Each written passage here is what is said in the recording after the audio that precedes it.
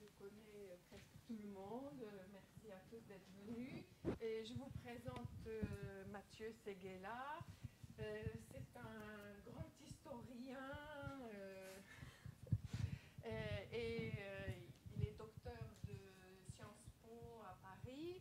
Il est également chercheur associé à la Maison franco-japonaise.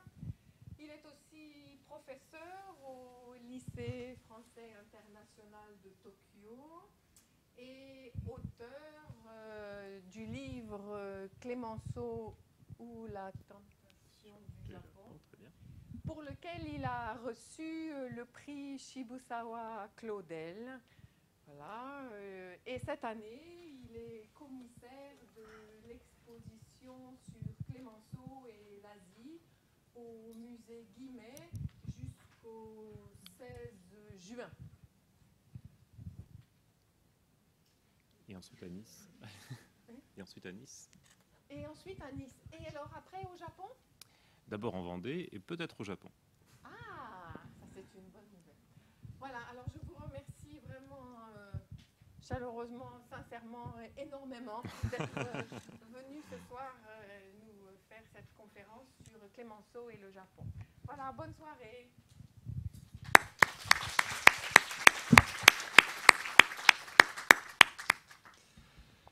Monsieur le directeur, cher Jean-Jacques, Madame la professeure, notez bien le féminin, la professeure, Madame Duperron, chère Martine, chers collègues, chers étudiants, mais j'ai envie de dire chers amis. Alors c'est pour moi une grande joie de vous parler ici à l'Institut français parce que c'est un retour aux sources en ce qui concerne un enseignement que j'avais donné en 6 leçons sur Clémenceau déjà. Il y a de ça 7 ans. Je ne sais pas si dans la salle, il y a des personnes qui ont assisté à ce séminaire. Aucun, c'est très bien, comme ça, vous entendrez pour la première fois parler de Clémenceau. Et c'est donc un retour aux sources et un lieu ô combien symbolique de la relation franco-japonaise. Alors Clémenceau, dont je vais vous parler aujourd'hui, c'est un homme d'État qui s'est toujours présenté comme un ami du Japon. Un ami longtemps oublié, mais aujourd'hui retrouvé. Alors la relation entre Clémenceau et le Japon est l'histoire d'une vision politique, avec l'universalisme comme maître mot. C'est aussi une ambition diplomatique, et enfin, c'est une admiration esthétique. C'est un homme qui a été fasciné par l'Asie, par l'Extrême-Orient, mais dans cette fascination, c'est le Japon qui est l'axe principal. Alors je ne traiterai dans ma conférence que de certains aspects, à la fois pour ne pas être trop long, mais surtout pour laisser la place à des questions en deuxième partie. Ce dont je vous parlerai donc peut se résumer d'abord dans une rapide présentation biographique de Clémenceau, un homme libre, comme il s'appelait lui-même. Je parlerai aussi de l'art de la politique, car c'est un homme politique.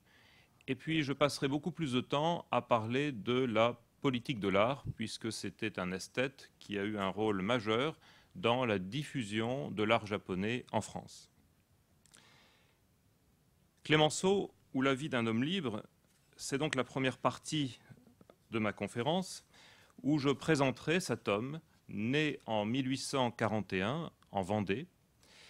En Vendée, qui est une région de l'ouest de la France, son père est médecin, il fait ses études à Nantes et rapidement monte à Paris, comme on dit lorsqu'on est provincial. Il devient docteur en médecine et là, vous le voyez, en 1864, juste avant son départ pour les États-Unis. Il part vivre 4 ans aux États-Unis pour 2 raisons. La première, c'est que c'est un opposant politique au régime de Napoléon III. Il a fait de la prison parce qu'il est républicain. Et puis, deuxième raison, un chagrin, une peine de cœur. Il n'a pas pu épouser la jeune femme qu'il aimait, donc il part aux États-Unis. Aux États-Unis, il sera journaliste et il sera également professeur de français.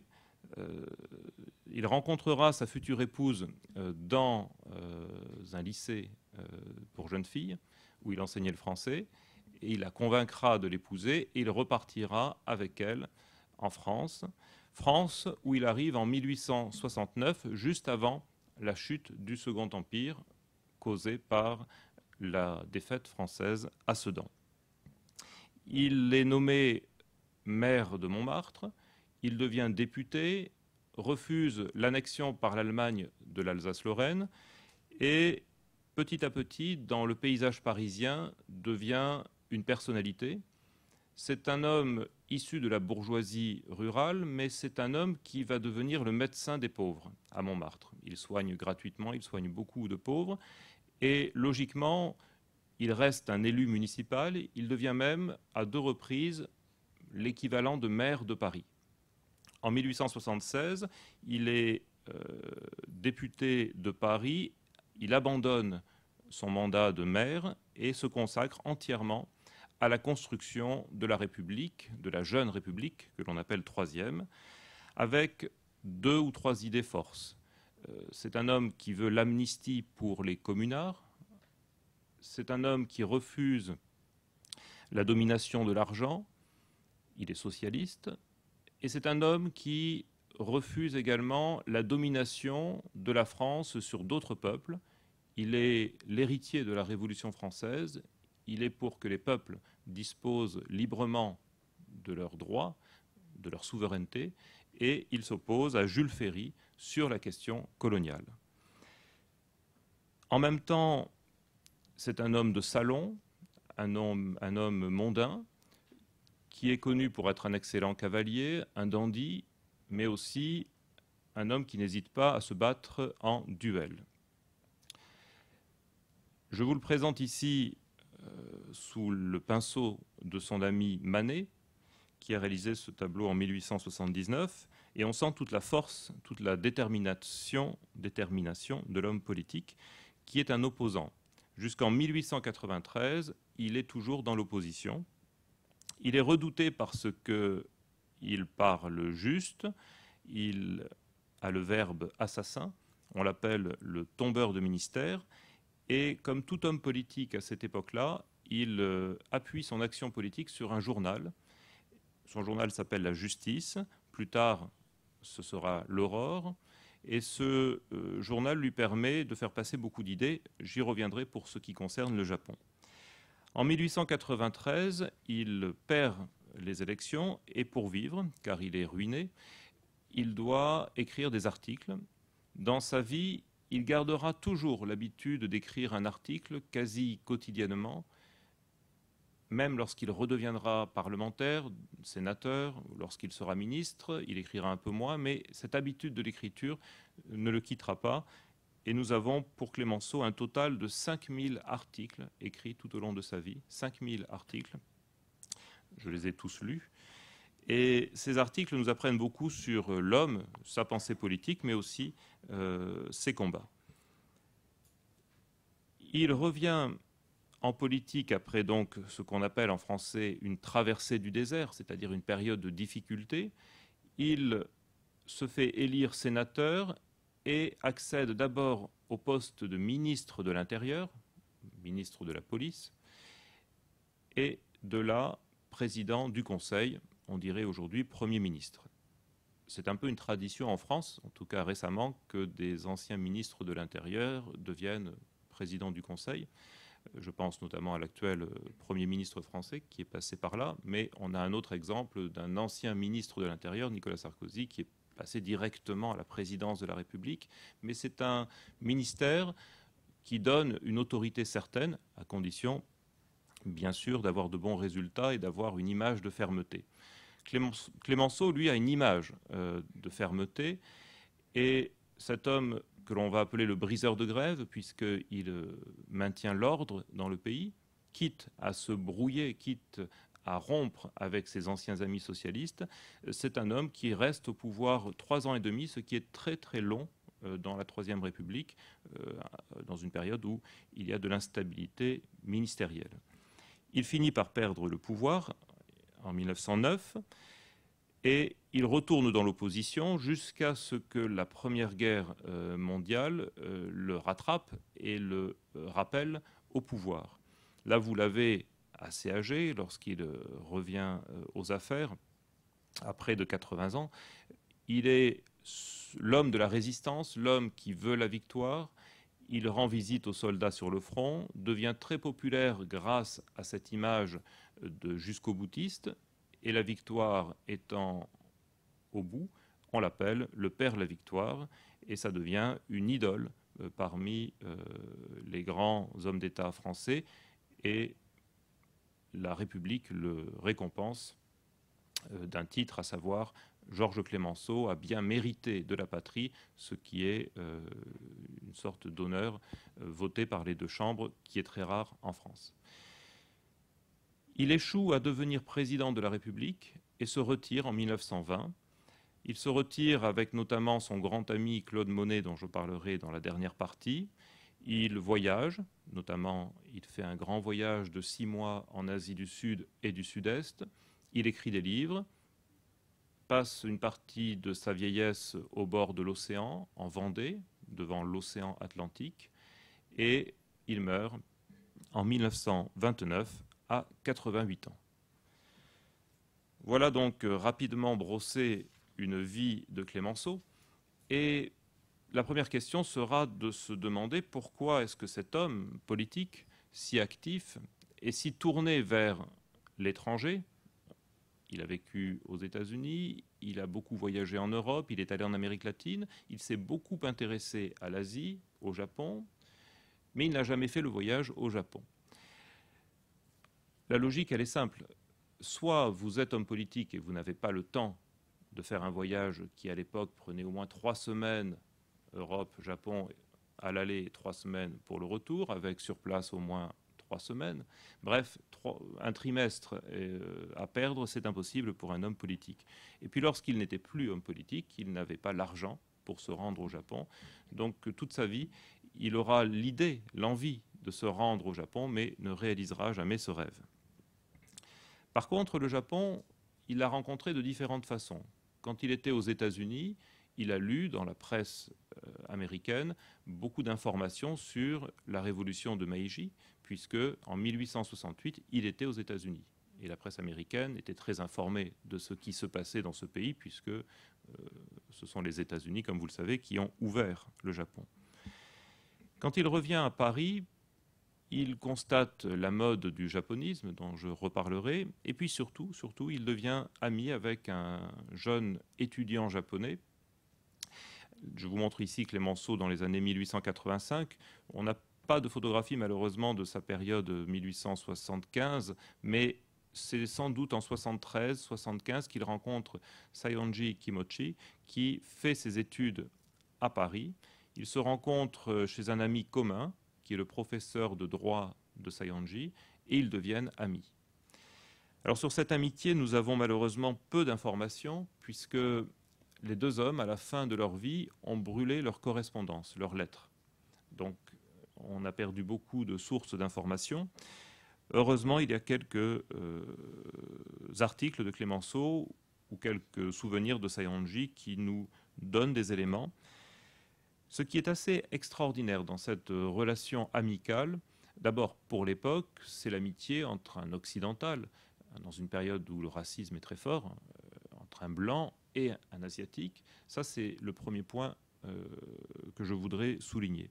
Le deuxième, c'est le contenu de l'amitié de Saionji Clemenceau. C'est une amitié, une affinité personnelle, mais c'est aussi une même conviction politique, à savoir la démocratie. Et c'est en France que Saionji devient démocrate. Il n'était pas destiné au début à être forcément un démocrate, un libéral, puisqu'il avait soutenu l'empereur, la restauration de Meiji contre le shogunat. Et c'est en France où il va s'ouvrir aux idées nouvelles. Mais en même temps, il va permettre à Clemenceau de mieux connaître l'art japonais. Et c'est sans doute sous l'influence de Saionji que Clemenceau a commencé de s'intéresser et de collectionner l'art japonais. Mais pas seulement l'art, puisque Clemenceau est un homme politique. Et on a une phrase que je vais vous citer de Clemenceau qui remercie son ancien ami Saionji sur un plan politique. Clemenceau dit ceci en 1913, donc 30 ans 40 ans après leur rencontre, dans un article, « Saionji est un esprit délié qu'aucune idée épouvante et pour qui l'évolution démocratique est la nécessité primordiale de ce temps. Ô mon ami Saionji, viens nous rendre les leçons de démocratie que nous t'avons données. » À cette époque-là, 1913, c'est la démocratie de Taisho. Le Japon est une nation démocratique et Clemenceau admire cette démocratisation. J'en reparlerai puisque, côté japonais, on admire Clemenceau pour être un homme politique actif, radical et qui veut faire progresser en France la République. Il reçoit d'ailleurs la visite d'un homme que vous connaissez, Itagaki Taisuke, grand libéral, et qui vient voir Victor Hugo, Émile Acolas, qui est l'ancien professeur de Saionji, et Georges Clemenceau. Voilà une trilogie républicaine pour un Itagaki qui, bien sûr, a été conseillé dans ces rencontres par Saionji. Il y a sans doute eu d'autres rencontres entre Clemenceau et de jeunes étudiants japonais ou de jeunes libéraux japonais. Toujours est-il que c'est un des rares, même s'il ne connaît pas le Japon parce qu'il ne s'y est pas rendu, c'est un des rares à avoir suivi l'évolution politique du Japon, à avoir des liens personnels avec les Japonais, et c'est pour cela que les Japonais de passage en France viennent le rencontrer. Sur cette amitié, on a là un Saionji revenu de France, à l'allure très dandy, un Saionji qui fera une carrière diplomatique, mais qui ensuite deviendra président du Conseil. Et c'est ça qui est assez fascinant, c'est que les deux amis vont se retrouver en même temps, Premier ministre de leur pays. J'en reparlerai un peu plus tard. Et à nouveau, ils représenteront leur pays à la conférence de paix de Versailles, enfin de Paris et de Versailles. Donc sur 50 ans, nous avons une relation humaine et une relation diplomatique très forte, sans oublier la relation politique. Alors je vais justement parler de la relation politique de Clemenceau au Japon sous trois angles. L'angle journalistique, l'angle gouvernemental et l'angle militaire. Clemenceau a suivi les progrès du Japon sous Meiji et il a bien compris que le Japon risquait d'être victime de l'impérialisme occidental. Je vous ai dit qu'il était anticolonialiste et le plus célèbre et le plus beau des discours de Clemenceau, il le prononce en 1885 à la Chambre des députés. C'est un discours où il répond à Jules Ferry qui a parlé de race inférieure et de race supérieure et qui a théorisé l'idée que les races supérieures, les Européens, devaient coloniser les races inférieures, les Africains, les Asiatiques, pour leur bien. Clemenceau s'insurge à la tribune et en dénonçant cette théorie, donne comme exemple les hindous, en disant que c'est une grande civilisation raffinée, qu'on n'a pas le droit de la traiter de race inférieure ou de civilisation inférieure. Il parle de bouddhisme, le bouddhisme qui est une religion qui n'est pas une religion inférieure non plus, et il parle des Chinois, en disant que Confucius est un des grands penseurs de l'humanité. Dans ce discours de 1885, Clemenceau ne cite pas le Japon. Il ne le cite pas parce que le Japon, à cette époque-là, n'est plus directement ou est moins menacé par l'impérialisme occidental. La Chine est victime de l'impérialisme, l'Inde est à moitié colonisée, et pour ce qui est de la religion bouddhique, là, il n'y a pas véritablement de territoire, mais ce que Clemenceau n'accepte pas, c'est aussi l'impérialisme culturel, l'impérialisme religieux de l'Occident, avec les missionnaires catholiques ou protestants qui partent dans le monde entier pour évangéliser. Clemenceau constate que les bouddhistes n'envoient pas de mission pour évangéliser, pour plutôt convertir les peuples occidentaux. C'est un homme qui refuse, c'est un anticlérical, et qui refuse ce qu'on appelle en français le prosélytisme religieux, la propagande religieuse, et il est admiratif du bouddhisme ou du shintoïsme parce que ce sont des religions qui ne s'imposent pas par la force et qui ne font pas donc de prosélytisme, qui ne font pas de publicité, si on voulait parler de manière plus simple. Quand Clemenceau écrit sur les Japonais, d'abord, il parle dans son journal des qualités des Japonais. Il écrit ceci: la race japonaise est très mêlée, très mélangée, et elle peut paraître chétive, petite, à nos géants du Nord, c'est-à-dire aux Européens. Mais elle est, par sa robustesse morale, une des premières races au monde. Elle est inlassable à toute entreprise. Elle est ardente à tout labeur, à tout travail, avec une solide accoutumance, une solide habitude à la hiérarchie. Donc il a bien noté cela à travers ses discussions ou ses lectures. Il voit avec admiration les transferts de technologies que le Japon organise, les nouvelles techniques que le Japon s'approprie et qu'il développe, qu'il améliore. Il parle à un moment de Kitasato Shibusabaro, qui est donc ce scientifique qui réussit à trouver un sérum après être passé par les universités allemandes, et il admire cette recherche scientifique japonaise naissante, tout comme il admire le système éducatif japonais, parce que le Japon, dès 1872, a rendu l'école obligatoire, alors qu'il faut attendre 1881 pour la France. Sur le plan économique, il voit que les Japonais produisent de tout, aussi bien dans le domaine de la soie que de la métallurgie, et il est fasciné par l'habileté, je le cite, par l'habileté étonnante des Japonais à ouvrir, à créer des débouchés en Asie et dans le monde pour leurs produits. Il parle des prodiges japonais. On pourrait donner comme synonyme à prodige le miracle japonais. D'ailleurs, c'est un terme qui sera repris après la Deuxième Guerre mondiale pour parler de la renaissance du Japon et de son développement économique, le miracle japonais. Lui parle de prodige. Alors en même temps, comme homme de gauche, il sait que cette croissance économique repose sur un capitalisme très dur pour les ouvriers, qu'il y a de l'exploitation de jeunes enfants ou de femmes de bas salaire, des conditions difficiles donc données par le patronat, mais malgré tout, il voit cette évolution positivement parce qu'en tant qu'universaliste, il considère que tous les peuples ont droit au progrès, que ce n'est pas seulement l'Occident qui a droit à la modernité, au progrès, et il est heureux de voir que les Japonais voient leur niveau de vie s'élever.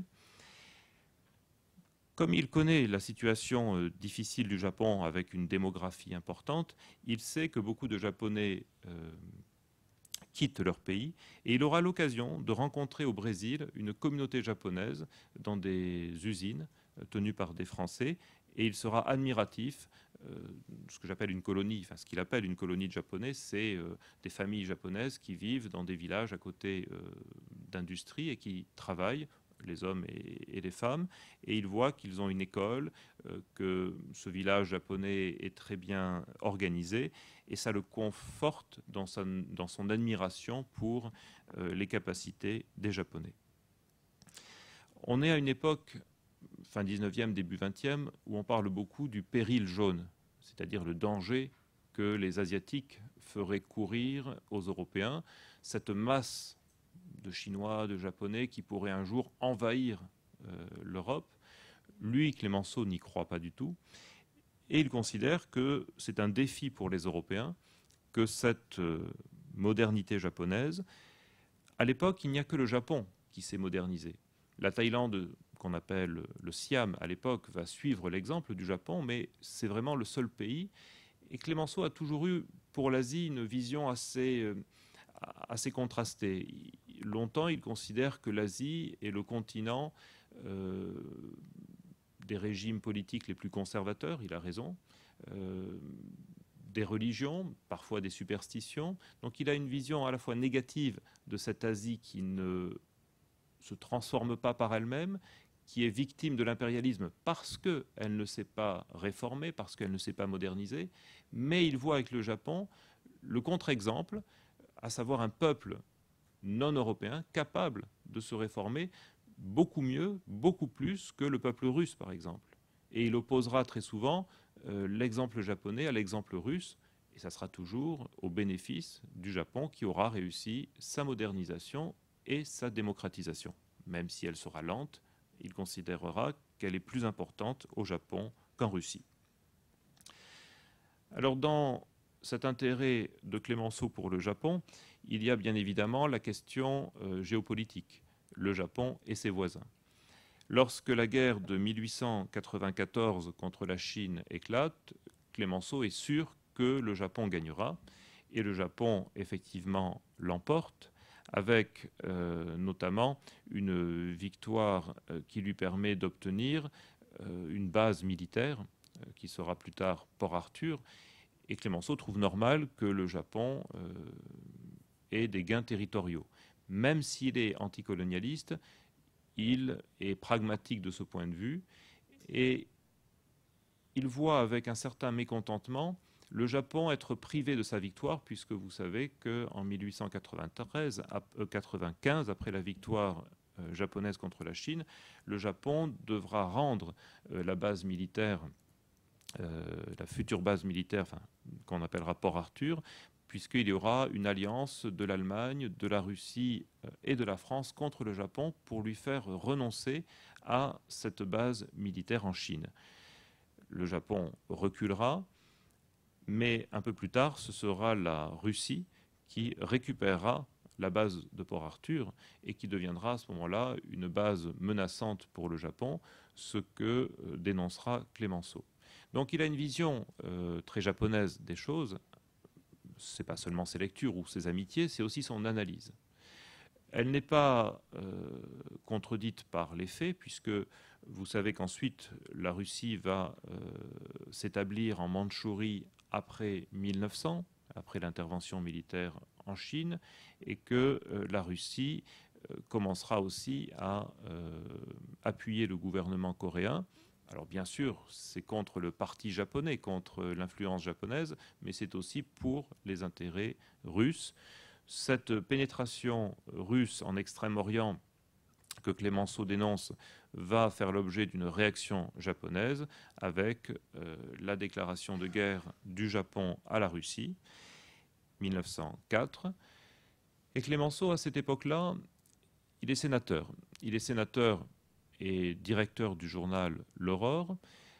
L'Aurore, le fameux journal où Émile Zola a publié l'article J'accuse. Je n'en ai pas parlé tout à l'heure, mais dans les nombreux combats de Clémenceau, il y a bien sûr eu l'affaire Dreyfus. Et Clémenceau, dans son journal L'Aurore, doit faire attention à ne pas trop soutenir le Japon, parce qu'à cette époque-là, la France est alliée à la Russie. Et d'ailleurs, certains journalistes, certains hommes politiques l'accusent d'être un japonisant, c'est-à-dire un ami du Japon. Donc il doit critiquer le Japon sur un plan, au moins pour montrer qu'il n'est pas tout à fait japonophile, c'est sur l'attaque surprise de la Russie par le Japon. Mais à part cette critique, à savoir le Japon ne devait pas attaquer d'abord, Clémenceau est un homme qui n'aime pas la guerre, contrairement à l'image que l'on a de lui, parce que c'est le père de la victoire, parce que c'est celui qui a gagné la guerre de 14-18, on pense qu'il a toujours voulu faire la guerre. Ce n'est pas vrai. C'est un homme profondément pacifiste et il a donné tort au Japon de se lancer dans la bataille. Mais en même temps, il comprenait très bien que la Russie devenait menaçante pour l'Empire du Soleil Levant et que le Japon ne faisait que se défendre. Alors, je passerai vite sur la guerre russo-japonaise, mais pendant 1 an et demi, Clémenceau va écrire des articles très critiques contre la Russie et très élogieux pour le Japon. Il est admiratif de la tactique militaire japonaise. Il est reconnaissant au Japon de ne pas transformer cette guerre en guerre de religion, parce que le tsar Nicolas Ier avait parlé de la Russie chrétienne contre le Japon païen. Et Clémenceau considère que on n'a pas à créer ainsi des divisions entre peuples. C'est un peu une dénonciation future de ce que Samuel Huntington appellera le choc des civilisations. Pour lui, le choc n'est pas entre une civilisation chrétienne, la Russie, et une civilisation bouddhique ou shintoïste. C'est simplement le choc entre un pays arriéré, la Russie, un pays dominé par un tsar, par une monarchie qui ne s'est pas libéralisée, et puis le Japon qui est entré dans la voie de la modernisation et de la démocratisation. Bien sûr, Clémenceau a tendance à peut-être embellir, exagérer les qualités japonaises, mais il a une telle haine, une telle détestation du régime tsariste qu'il est content de voir un régime en Asie capable d'affronter la Russie. Enfin, content, entre guillemets, puisque son souhait, c'est que la guerre s'arrête le plus rapidement possible, et surtout que la Russie cesse de s'intéresser à l'Asie, parce que Clémenceau est inquiet de l'Allemagne qui s'arme, qui devient menaçante, et il ne veut pas que la Russie dépense son argent, ses hommes, gaspille ses armées en Asie. De ce point de vue, la victoire japonaise est une bonne nouvelle puisque ça oblige la Russie, l'allié de la France, à se recentrer sur l'Europe, l'Europe occidentale. Cette victoire des Japonais donc va permettre aux Japonais de consolider, de prendre la base de Port Arthur, la moitié de l'île de Sakhaline et en 1910 d'annexer la Corée. Clémenceau n'a pas prononcé, n'a pas approuvé l'annexion de la Corée. En tant qu'anticolonialiste, il n'y était pas favorable, mais entre la Russie ou le Japon, il considérait qu'il valait mieux que ce soit un pays asiatique qui devienne le maître de la Corée s'il n'y avait pas d'autre solution. Le Japon sort de cette guerre complètement ruiné et la France fragilisée. Fragilisée puisque son allié russe a été battu et en Europe, il y a une alliance entre l'Allemagne, l'Italie et l'Autriche-Hongrie contre la France. Et même si la France est devenue alliée avec l'Angleterre, avec le Royaume-Uni, grâce à l'entente cordiale, la France veut rompre son isolement en Asie, puisque les Anglais sont en concurrence avec les Russes, les alliés des Français. La chance, en 1906, c'est d'avoir Georges Clemenceau au pouvoir et au Japon, Saionji. Et ces deux chefs de gouvernement vont faire un accord financier et un accord politique. L'accord financier, c'est le Japon qui a besoin de rembourser ses dettes. Il a emprunté beaucoup d'argent pour la guerre contre la Russie et il doit rembourser à l'Angleterre. L'Angleterre, vous le savez, est alliée du Japon depuis 1902, mais c'est un allié qui profite aussi de cette alliance et le Japon a dû payer très cher les emprunts qu'il a contractés, qu'il a pris à Londres. À ce moment-là, la France est un pays où l'épargne est très importante. La Russie en a profité, mais le Japon n'avait jamais pu emprunter sur la place de Paris, jamais emprunté auprès de la France. Et Clemenceau va donner l'accord à un emprunt japonais très important de 300 millions auprès de la France et à un taux d'intérêt beaucoup plus bas que le taux d'intérêt britannique. Donc pour le Japon, ce sera une bonne affaire. Pour la France aussi, puisque le Japon, bien sûr, remboursera ses dettes. Et puis Clemenceau va surtout convaincre Takahashi Korekiyo, qui est le gouverneur de la banque, de rajouter un volet diplomatique à cet accord financier. Le Japon va accepter et ça sera un accord que l'on appellera l'arrangement franco-japonais, arrangement synonyme d'entente, signé en 1907, ici par le ministre des Affaires étrangères de Clemenceau, Pichon, et par l'ambassadeur Courino.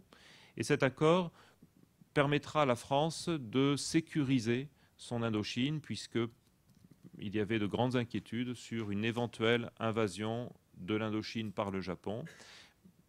L'accord sera clair sur les zones d'influence et du Japon et de la France en Asie. Alors c'est un accord de type impérialiste, puisque les deux puissances s'accordent sur les zones qui sont sous l'influence soit du Japon, soit de la France, mais c'est un accord qui permet d'abord à la France et au Japon de se réconcilier, puisque pendant la guerre russo-japonaise, la France avait été très très favorable à la Russie, avait aidé la flotte russe, les navires de guerre russes qui avait fait un long voyage pour aller attaquer le Japon. Et le Japon était vraiment, le gouvernement japonais était furieux contre ce manque de neutralité de la part du gouvernement français. Il n'y avait pas eu de guerre entre la France et le Japon, mais les relations étaient très mauvaises. Clemenceau a contribué à restaurer une bonne entente entre les deux nations. D'ailleurs, en 1913, le journal Yomiuri Shimbun demandera à quelques hommes politiques, dont Clemenceau, d'écrire un message pour le peuple japonais, et vous pourrez essayer de décrypter l'écriture de Clemenceau. Alors, je vais vous aider un peu.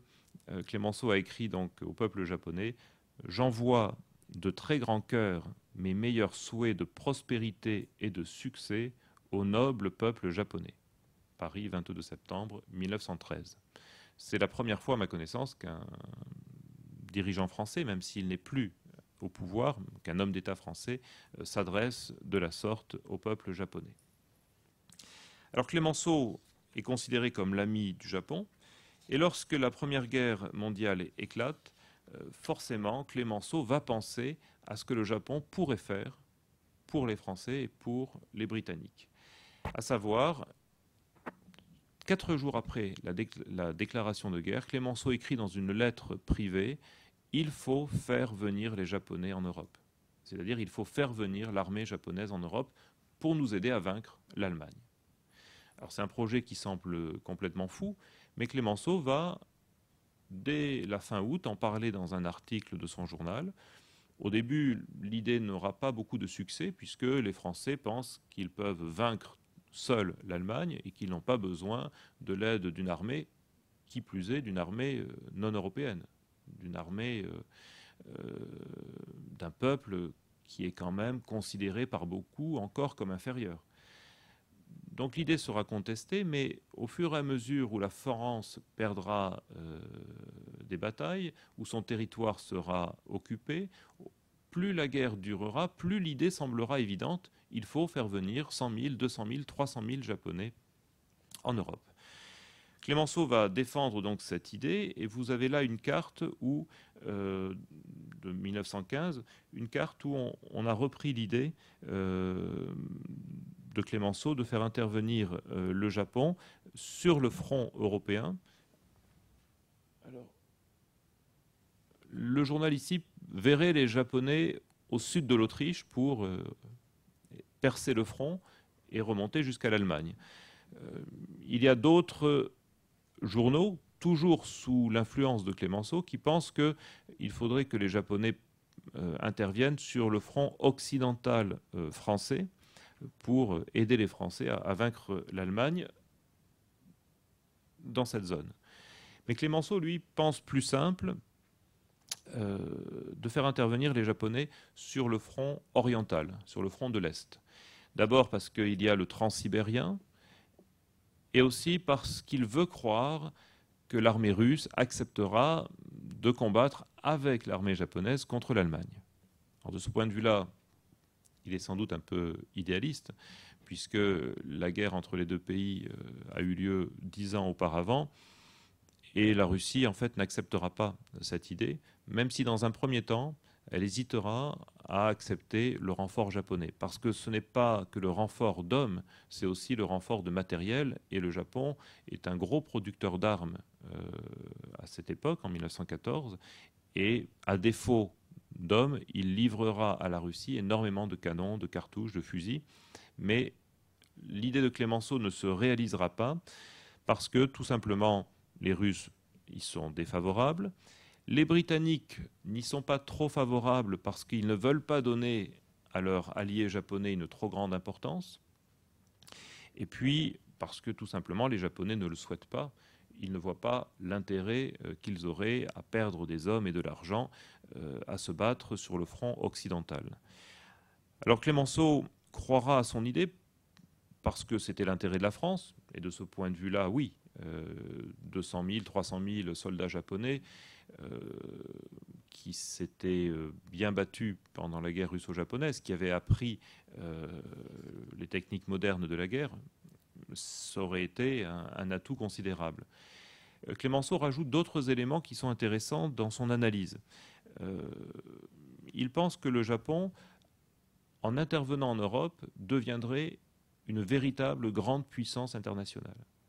Parce que, jusqu'à présent, ces guerres étaient limitées à l'Asie, mais il deviendrait une grande puissance s'il se projetait sur un front européen. C'est son analyse, et il pense que c'est seulement si le Japon intervient en Europe qu'il pourra, à la conférence de la paix, avoir des exigences et devenir une puissance plus importante en Asie encore. Et puis on revient à une idée qui est très clémenciste, celle de son antiracisme. Il voudrait qu'un peuple qu'on appelle à l'époque un peuple de couleur, les Japonais sont considérés comme des hommes de couleur, il verrait bien ce peuple non européen aider des Européens à vaincre et ainsi obliger ce qu'il appelle l'orgueil de la race blanche à reconnaître l'égalité avec une race comme celle des Japonais. À l'époque, Clémenceau, comme tous ses contemporains, utilise le mot race, synonyme de peuple. Il faut voir, il faut comprendre ceci. Bon, malgré tout, ça ne se fera pas. Ça ne se fera pas, et Clémenceau en sera très déçu, surtout que le Japon de 1914-1915 est une démocratie, et il voyait avec quelques satisfactions de démocrates une nation asiatique démocratique, la seule, venir en aide à la démocratie française. Bon, ça ne se fera pas, mais Clémenceau n'abandonne pas, c'est son caractère, c'est un homme d'action, un peu têtu, et il relancera l'idée en 1917. Alors là, c'est une carte postale de 1914 qui vous montre, c'est une carte plutôt de propagande favorable à la France, mais qui vous montre ici un soldat japonais qui semble accourir au secours des Russes. Vous remarquez que la taille du japonais est plus petite que celle des Russes, mais ça restera un dessin. Mais en France, on y croira beaucoup à cette idée. Et vous avez une plaquette qui est assez représentative de l'état d'esprit. Verrons-nous les Japonais ? C'est-à-dire, verrons-nous les Japonais en Europe ? Et ce sont des polytechniciens qui ont fait cette plaquette. Donc, possibilités, conditions, conséquences d'une intervention japonaise en Europe. 32 pages de texte et beaucoup de bons arguments, mais que les Japonais ne partagent pas du tout. Les Japonais favorables à une intervention en Europe seront très peu nombreux, 2-3 journaux sur une centaine, et le gouvernement japonais non seulement ne veut pas perdre d'hommes et d'argent en Europe, mais il a aussi d'autres projets, notamment une mainmise sur l'économie chinoise et sur une partie de la souveraineté chinoise. C'est les fameuses 21 conditions. Et Clémenceau sera déçu de voir le Japon seulement concerné par des questions régionales et non pas mondiales. En 1917, Clémenceau redevient président du Conseil. Et bien sûr, ce qu'il va essayer, c'est de faire venir les Japonais en Europe, maintenant qu'il est au pouvoir, puisque quand il a eu cette idée, je ne l'ai peut-être pas assez rappelé, il était dans l'opposition. Mais il avait quand même réussi à convaincre au moins le gouvernement français d'essayer de faire venir les Japonais. Bon, il avait échoué parce que les Japonais, quand ils avaient déclaré la guerre à l'Allemagne, s'étaient contentés de prendre la base militaire allemande de la concession de Kiaocheu ou de Tsingtao, et puis quelques îles dans le Pacifique, les Carolines, les Marshall, qui appartenaient à l'Empire allemand. Mais une fois ces conquêtes réalisées, le Japon n'avait plus bougé. Là, ce que va demander Clémenceau, c'est la chose suivante. En 1917, fin 17, début 18, quand il arrive au pouvoir, la situation est très très dure pour la France. Pourquoi ? Parce que la Russie est en train de négocier l'armistice avec l'Allemagne et un traité de paix séparé. Ce qui veut dire que toutes les forces allemandes sur le front oriental vont se reporter sur le front occidental face aux Anglais et aux Britanniques. Et même si les États-Unis ont déclaré la guerre à l'Allemagne, les États-Unis n'ont pas eu le temps encore d'envoyer de soldats en grand nombre en France. Donc cette rupture d'équilibre fait peur à Clémenceau, et son idée et de recréer un front oriental ou de maintenir les troupes allemandes à l'est avec l'arrivée des Japonais, toujours par le transsibérien. Sauf qu'à cette époque-là, la Russie est en révolution, avec le parti bolchevique qui contrôle certains territoires, et puis il y a les Russes blancs, les monarchistes, qui contrôlent une autre partie de la Russie. Et c'est très difficile d'intervenir dans un pays en guerre et de faire traverser une armée à un pays en guerre. Mais Clémenceau va essayer. Il va d'abord réussir à convaincre les Britanniques. Il va ensuite convaincre les Italiens. Bon, il fallait leur demander leur avis. Les Russes blancs et enfin les Américains. Mais ces négociations diplomatiques vont prendre à peu près 8 mois. Et lorsque Clémenceau arrivera enfin à obtenir l'accord de tous les alliés de la France, le Japon finira par dire oui, mais il dira oui à l'été 1918, au moment où, à l'Occident, enfin en Europe occidentale, les choses sont déjà réglées, à savoir que l'Allemagne va perdre et l'intervention japonaise perdra de son intérêt. Le Japon, fidèle à son interventionnisme limité, n'enverra de troupes que dans la zone de Sibérie orientale. Sur la carte, c'est la région entourée de jaune, et les Japonais n'iront pas plus loin. Ils n'iront pas plus loin, tandis que d'autres troupes, notamment les troupes françaises, iront jusque-là, au niveau de l'Oural, et démontreront qu'il était possible de traverser la Russie et de recréer un front contre l'Allemagne. Mais pour ce qui est du Japon, ils ne dépasseront pas, enfin en tout cas l'armée japonaise ne dépassera pas le lac Baïkal.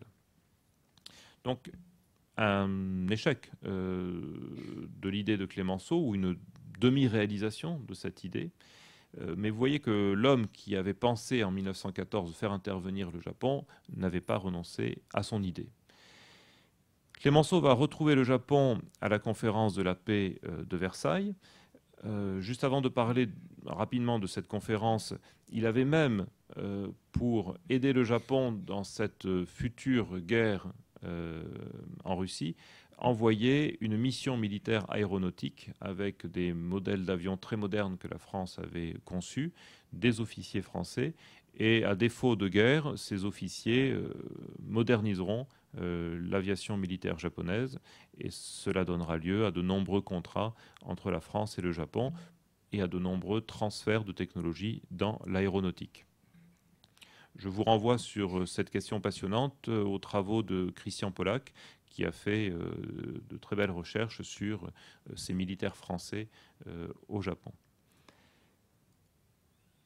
Alors une chose qui est quand même intéressante à noter, c'est que lorsque Clémenceau essaye de faire venir le Japon, bon, il n'y arrive pas, mais il va au moins réussir à obtenir du Japon peut-être ce qui est le plus important, c'est-à-dire un exemple de ténacité, de volonté de vaincre et de gagner.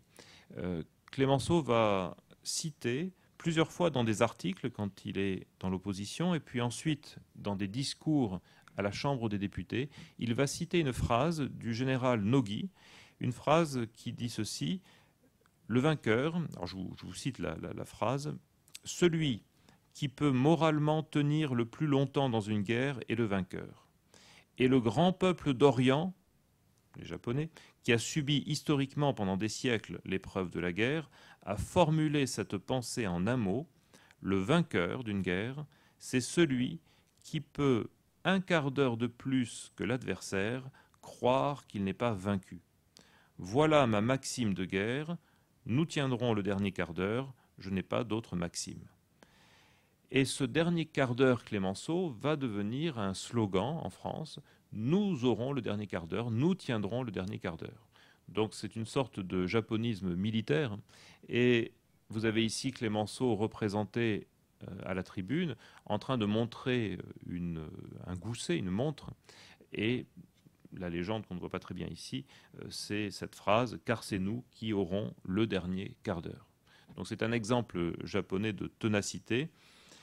Et dans la communication politique, ce sera un coup de maître, puisque tous les journaux, je vous l'ai dit, reprendront ce slogan, et on le retrouve aussi bien dans un livre de Proust que dans un ouvrage d'Apollinaire, de grands écrivains, poètes, pour le deuxième, et qui reprendront ce slogan en le trouvant magnifique et en remerciant les Japonais d'avoir donné une si belle maxime de guerre. Et c'est Clémenceau qui aura fait le rôle de passeur entre cette pensée militaire japonaise et le public français. Lors de la conférence de paix à Paris, Clémenceau, devenu âgé, retrouvera son ami Saionji, qui a vieilli, et les deux hommes donc représenteront leur pays, mais avec chacun une certaine distance. Saionji n'approuvait pas la demande japonaise de conserver la base allemande en Chine, et les Chinois réclamaient la restitution de cette base, et Clémenceau, de son côté, n'était pas favorable à cette demande japonaise, mais il y avait eu entre la France et le Japon des traités secrets, et la France avait promis au Japon de soutenir ses revendications en Chine. Ce n'est pas Clémenceau qui avait signé ce traité, c'était un autre président du Conseil.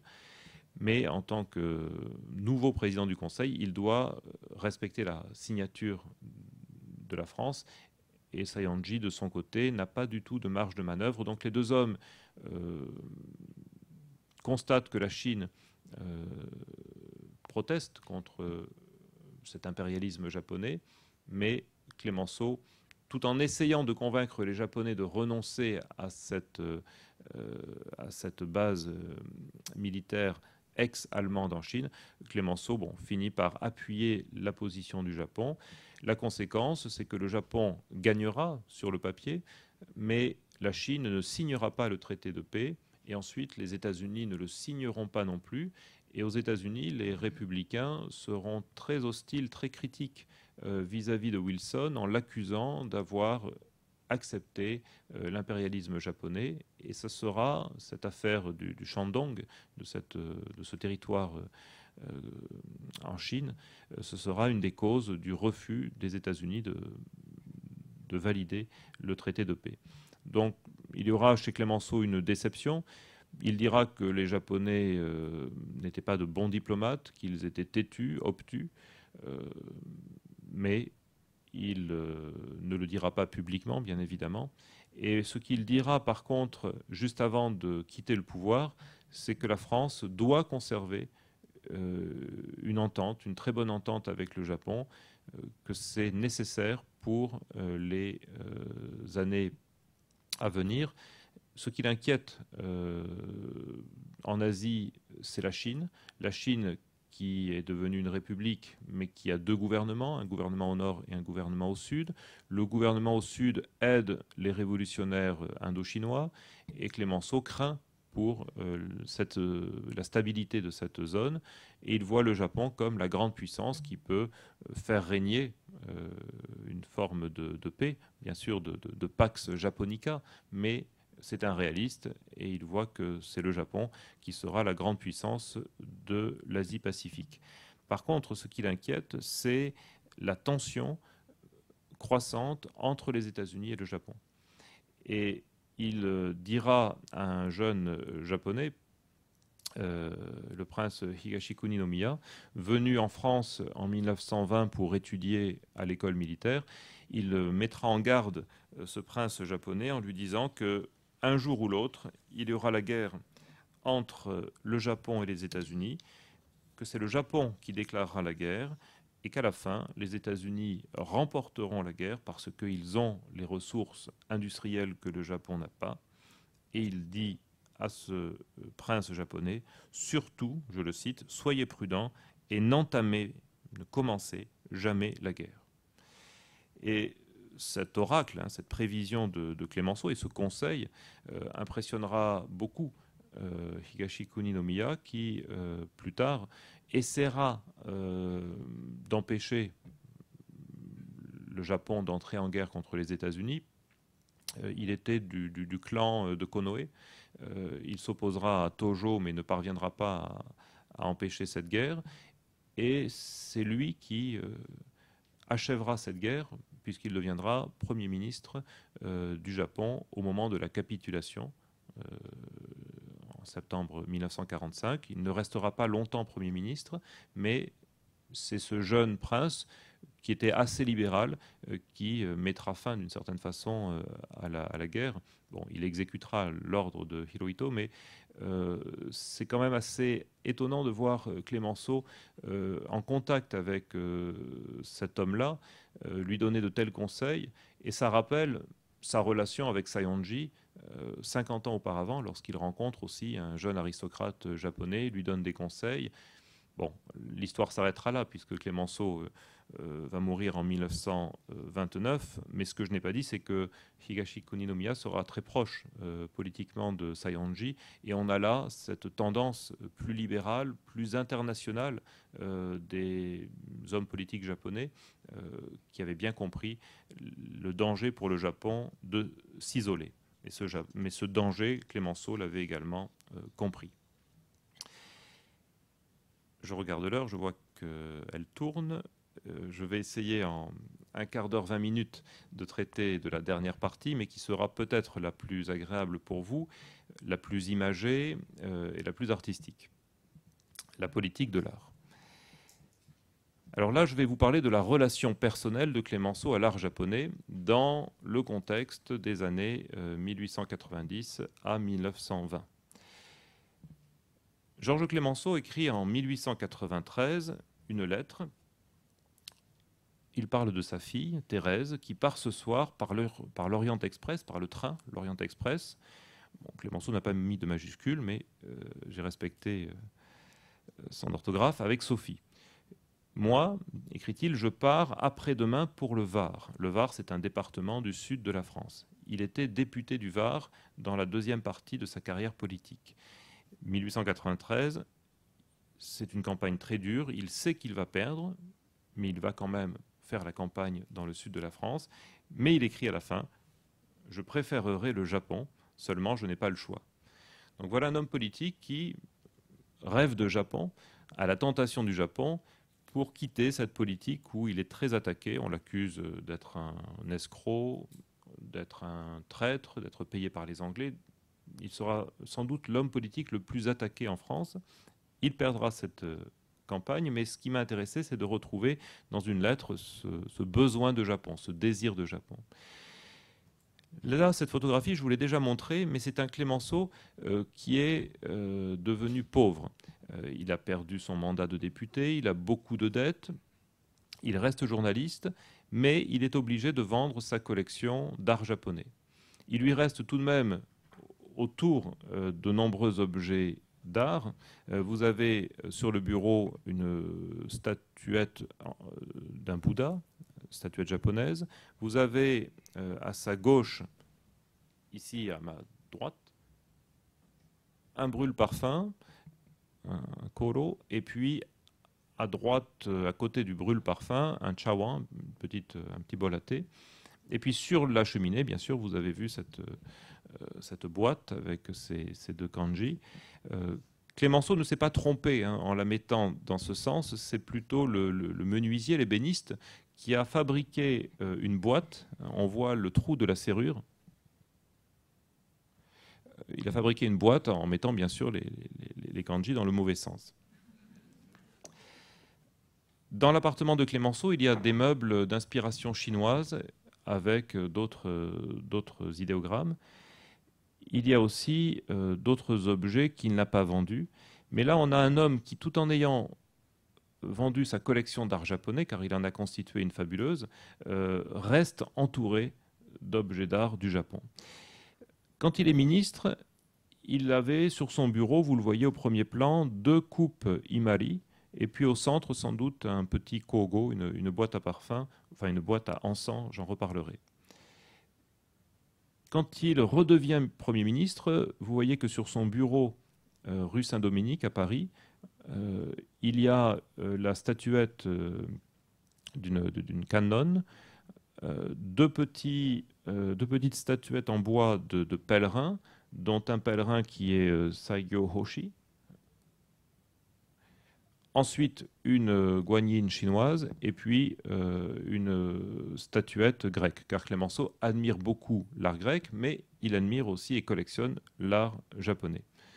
Un peu moins l'art chinois, il a peut-être 10% d'œuvres d'art chinoises sur les 100% de sa collection asiatique.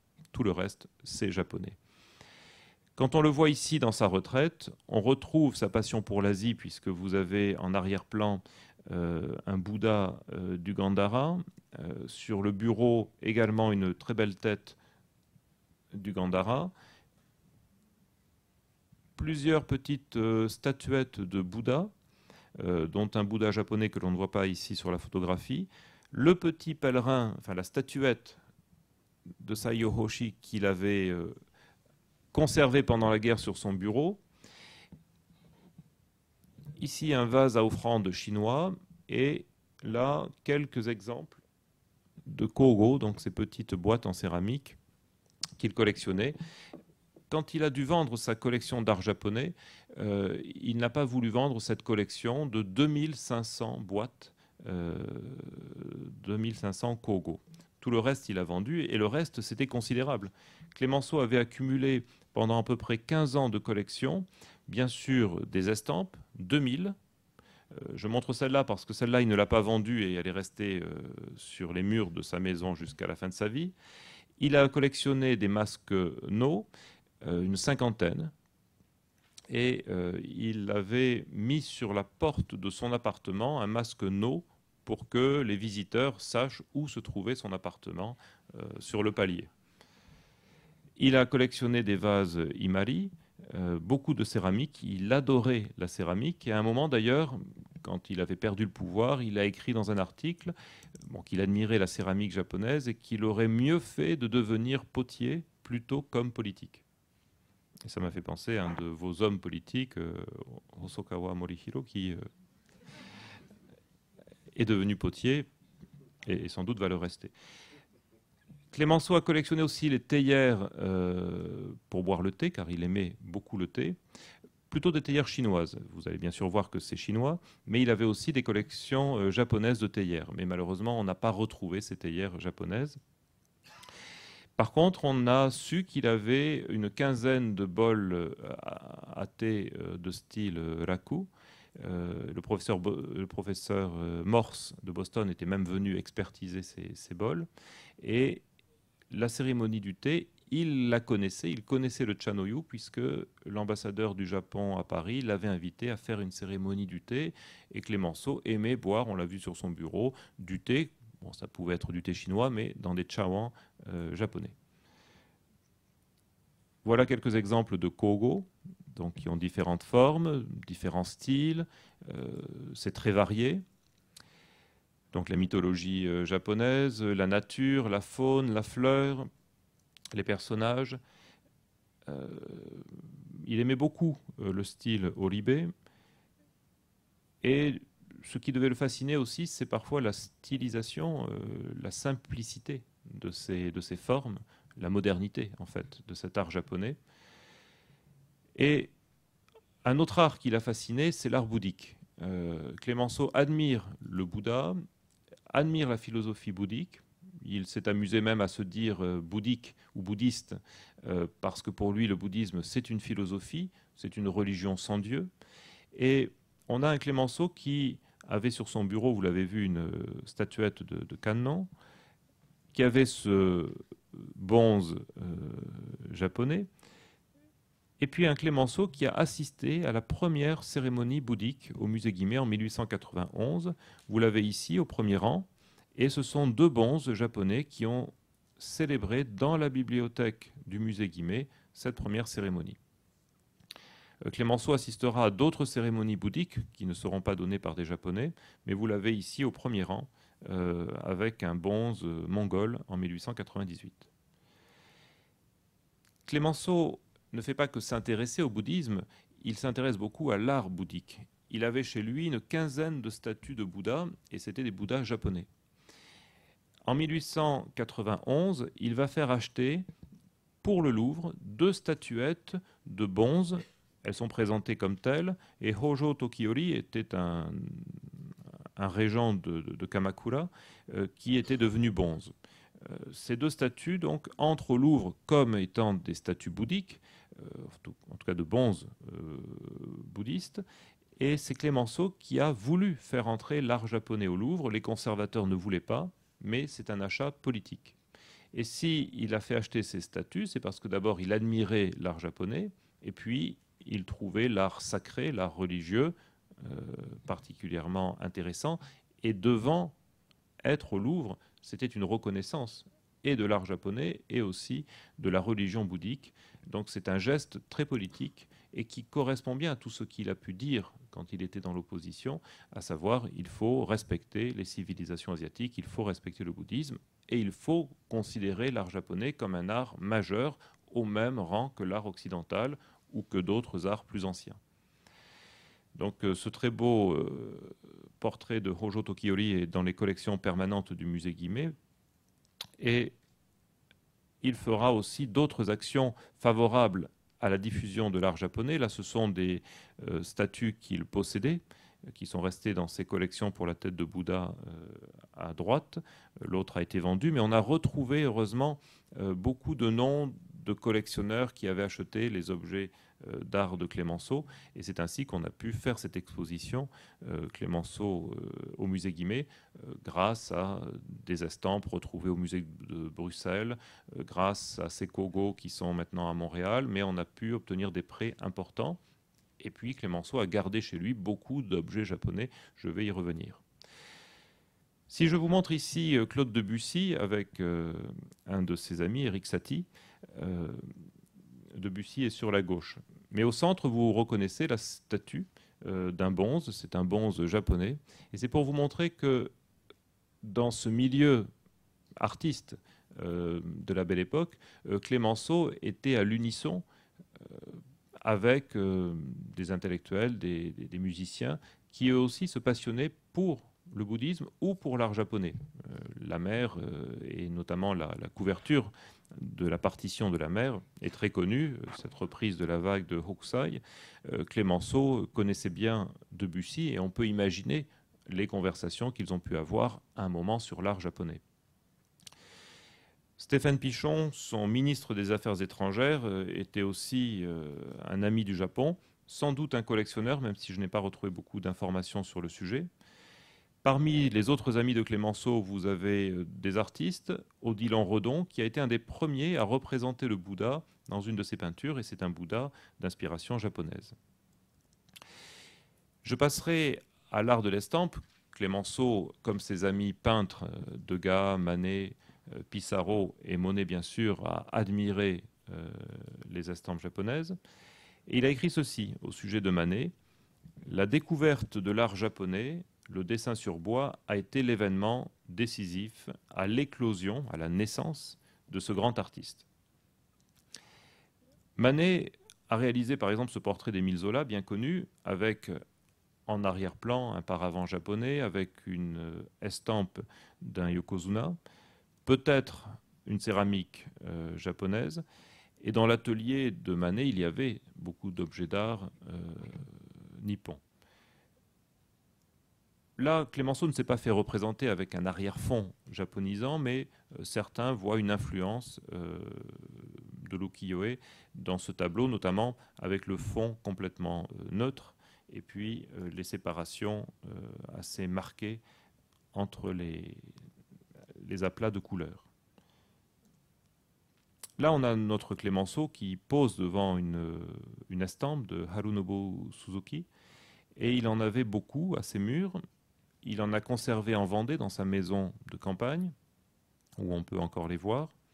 Et vous avez au-dessus de sa tête un vase oribé qui sert à mettre une fleur, c'est Ichirinzashi. Je vous montre ici un tableau bien connu de Monet, la japonaise, qui d'ailleurs va bientôt venir au Japon et être exposé pendant l'été. Le tableau est à Boston actuellement. Bon, là, ce sont des éventails, mais vous connaissez beaucoup de tableaux de peintres européens qui ont montré des estampes japonaises sur les murs. Clémenceau avait des estampes japonaises sur les murs. Lui, il les avait encadrées, mais les artistes souvent les mettaient directement sur les murs. En 1876, Clemenceau et Monet ne sont pas amis. Ils deviendront amis véritablement à partir de 1895. Mais ils s'étaient connus au quartier latin et on peut imaginer aussi déjà un amour commun pour l'art japonais. Si je vous montre ce tableau, le portrait de la mère de Whistler, le peintre britannique, c'est parce que Clemenceau était très ami avec Whistler, grand collectionneur d'art japonais.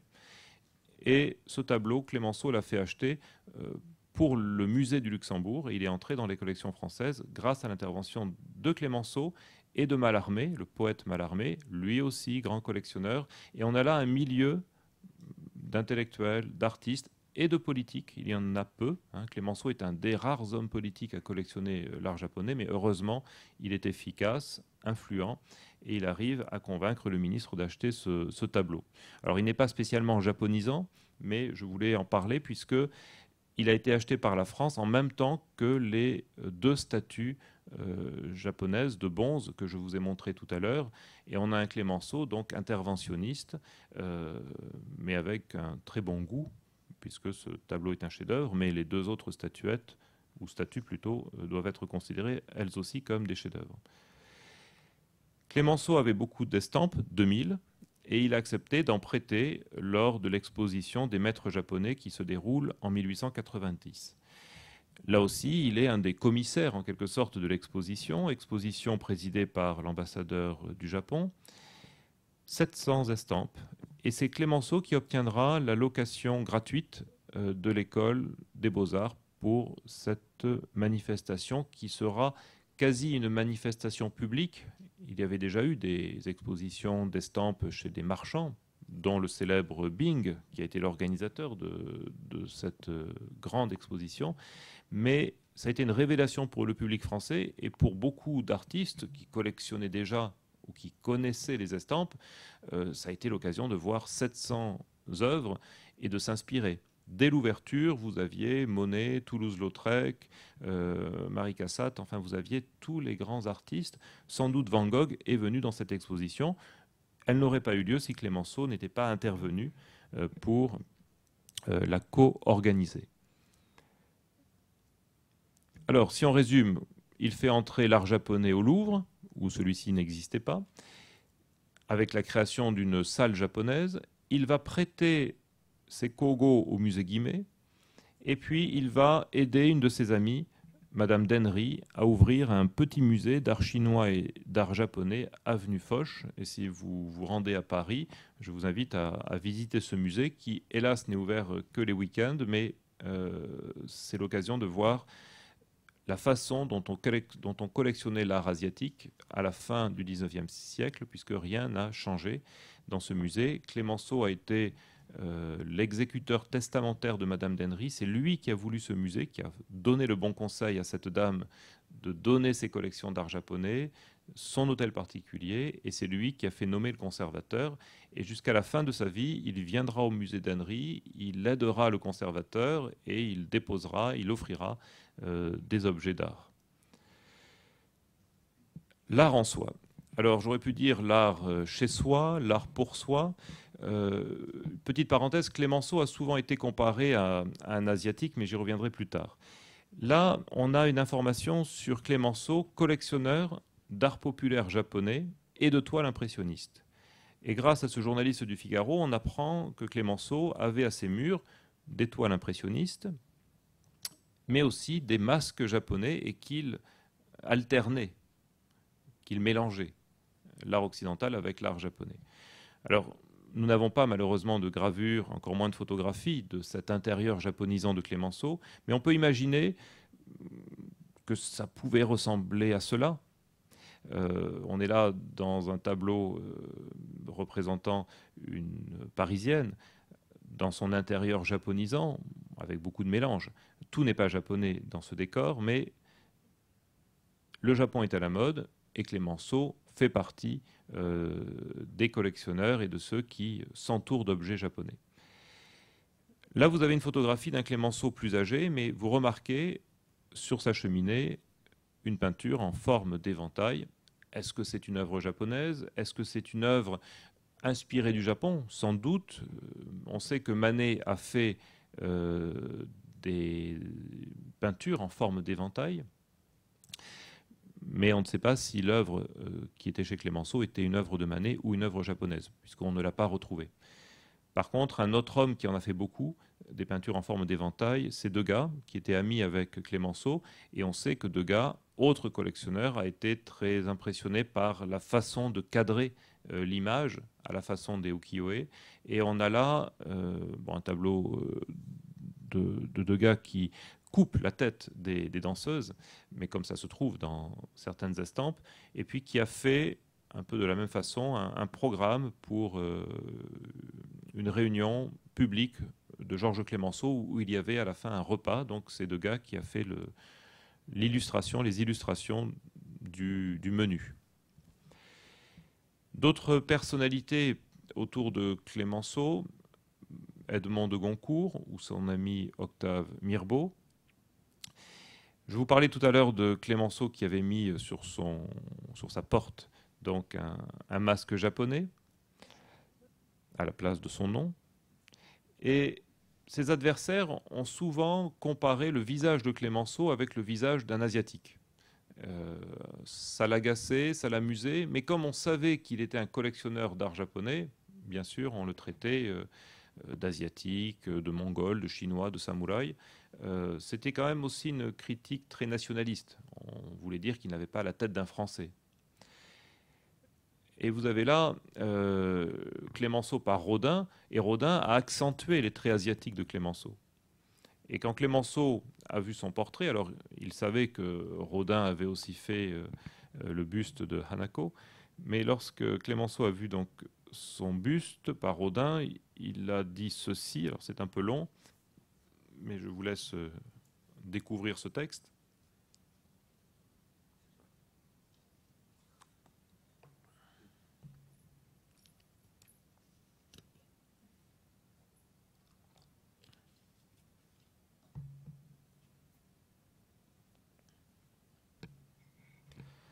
Alors, on retrouve la référence au masque japonais et Rodin qui fait un lien entre ces masques et le visage de Clémenceau.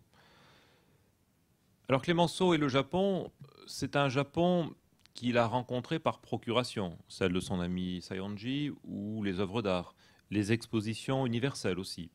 Vous avez là le pavillon du Japon, un des deux pavillons du Japon. C'est l'occasion pour le Japon de faire connaître son artisanat, de vendre ses produits. Là, c'est un Japon fantasmé, puisque c'est censé représenter la maison traditionnelle japonaise. Et ce dessin a été réalisé par Garnier, le célèbre architecte de l'opéra, mais qui était sans doute moins précis pour l'architecture japonaise. Vous avez bien sûr à Paris les marchands d'antiquités. Clémenceau a beaucoup fréquenté les marchands, puisqu'il a acheté quantité d'objets chez eux. Le plus célèbre, Bing. Il a fréquenté aussi le musée japonais. Alors on a peu d'informations sur ce musée, mais c'était sans doute une sorte de musée Grévin ou de musée de Madame Tussaud, pour ceux qui connaissent à Londres, un peu musée des horreurs, où on montrait la cruauté des Japonais. Donc vous voyez qu'on insiste sur tous ces hommes qui décapitent ou s'ouvrent le ventre, mais on a quand même quelques éléments artistiques avec des joueurs de musique ou ces ikebana au premier plan. On est dans un japonisme qui est parfois qualifié aussi de japonaiserie ou japoniaiserie, sur un fantasme de ce qu'est le Japon. Clémenceau, n'oubliez pas, a été maire et député de Montmartre, et à Montmartre, il y avait beaucoup de cabarets. Et l'exotisme à l'époque, 1875, 1890, c'est le Japon.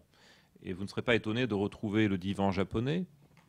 Il a fréquenté ce divan japonais, mais en même temps, il savait faire la différence, bien sûr, entre des costumes qui n'étaient pas ceux véritablement du Japon ou des potiches qui n'étaient pas vraiment japonaises. On a aussi le théâtre du Chat Noir, qui succombe à ce japonisme.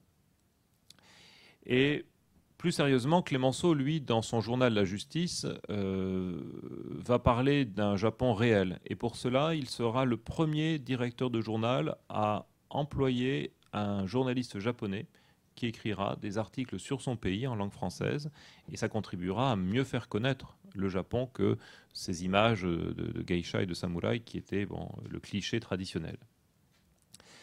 Voilà le musée d'Annery qui a été aussi une sorte de centre de recherche sur le Japon, puisque Clemenceau a autorisé la société franco-japonaise à établir sa bibliothèque dans le musée.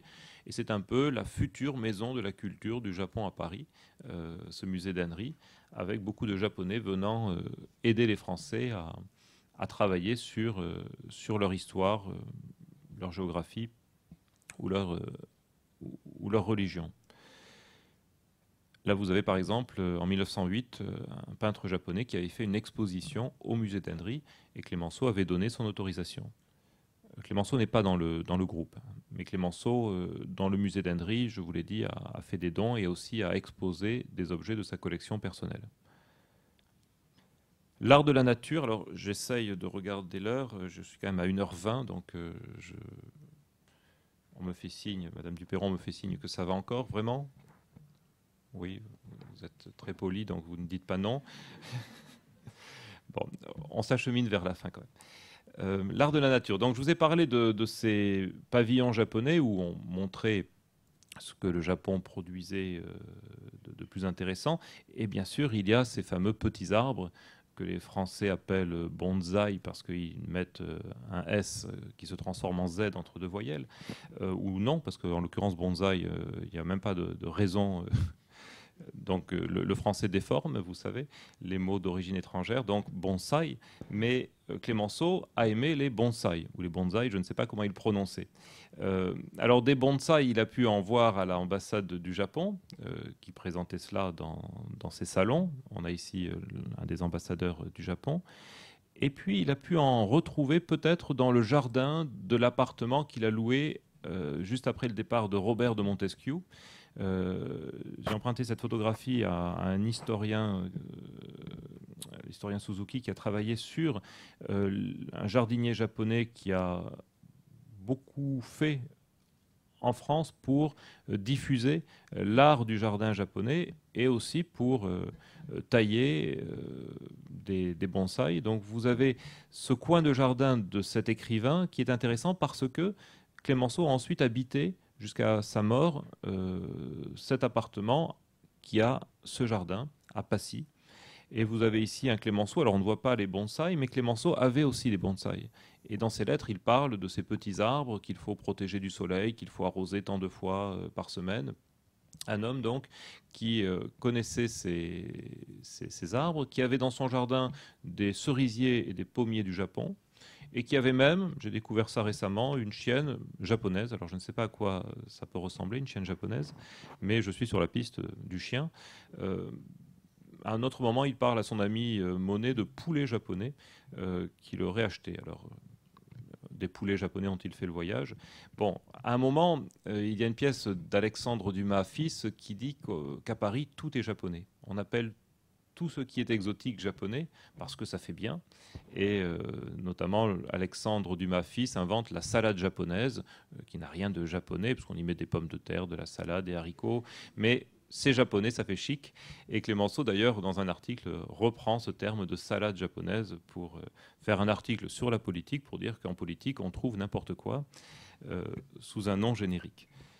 Donc Clemenceau dans son jardin, mais Clemenceau et la nature, c'est quelque chose qui le fait se rapprocher du Japon. Il parle avec tendresse des jardins japonais qu'il connaît. Alors le pauvre, il ne connaît que les jardins japonais autour de Paris, celui d'Albert Kahn ou celui des Rothschild. Et c'est dans le jardin des Rothschild, dans le jardin japonais des Rothschild à Boulogne, qu'il parle d'un parc éblouissant de fraîcheur, d'un jardin japonais, comme il n'y en a peut-être pas au Japon.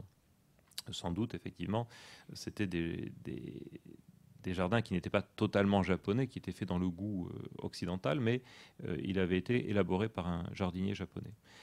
J'avance pour montrer une photographie de ce jardin japonais que Clemenceau a fréquenté. Et pour montrer sa relation à la nature, vous avez dans un de ses articles cette référence à une estampe ou aux estampes avec ces vapeurs moutonneuses d'où jaillissent les collines rousses, comme dans un paysage japonais. Les lettres de Van Gogh, quand il vit dans le sud de la France, sont très connues, où il s'imagine être au Japon. On a chez Clémenceau finalement cette même illusion, ou au moins ces rapprochements, où certains paysages, certains moments de la journée lui font penser à ce qu'il a vu dans ses estampes. C'est une façon de voyager au Japon sans s'y rendre. À un autre moment, dans un roman, il parle d'une chambre à coucher, d'un hôtel particulier, soleil levant, fleurs de prunier sur fond de pourpre clair, un sourire de printemps. Alors, les mots soleil levant, prunier, sourire de printemps, bon, on est là dans un japonisme littéraire, mais qui fait référence à une œuvre bien connue, celle de son ami Claude Monet, ou peut-être pour Van Gogh, cette reproduction de l'ukiyo-e bien connue de Hiroshige. J'en viens, pour finir, au plus intéressant sans doute, en tout cas le plus énigmatique, la relation Monet-Clémenceau, qui dans leurs lettres ne parlent quasiment pas du Japon. Par contre, du Japon, ils en ont forcément parlé quand ils se sont rendus visite, Clémenceau ayant beaucoup fréquenté Monet jusqu'à sa mort. Il avait à 25 km de Giverny, Clémenceau avait à 25 km de Giverny un petit château qu'il avait pu acheter quand il était redevenu riche. Et ce château de Clémenceau était décoré à la façon japonaise. Malheureusement, nous n'avons pas de photographie, il a été vendu. Mais on peut rapprocher la décoration de Giverny de celle de la maison de Clémenceau. Alors c'est bien connu, la maison de Giverny est tapissée d'estampes japonaises. Et chez Clémenceau, on avait aussi ces estampes, puisque dans sa dernière demeure de Vendée, qui a été conservée intacte, on a une dizaine d'estampes au mur. Moins que Monet, mais par contre, Clémenceau collectionnait plus d'objets japonais que Monet. Monet avait très peu d'objets japonais. Alors, voilà la maison de Vendée de Clémenceau, où il a passé les 10 dernières années de sa vie. Donc, ce n'est pas un château, c'est très simple.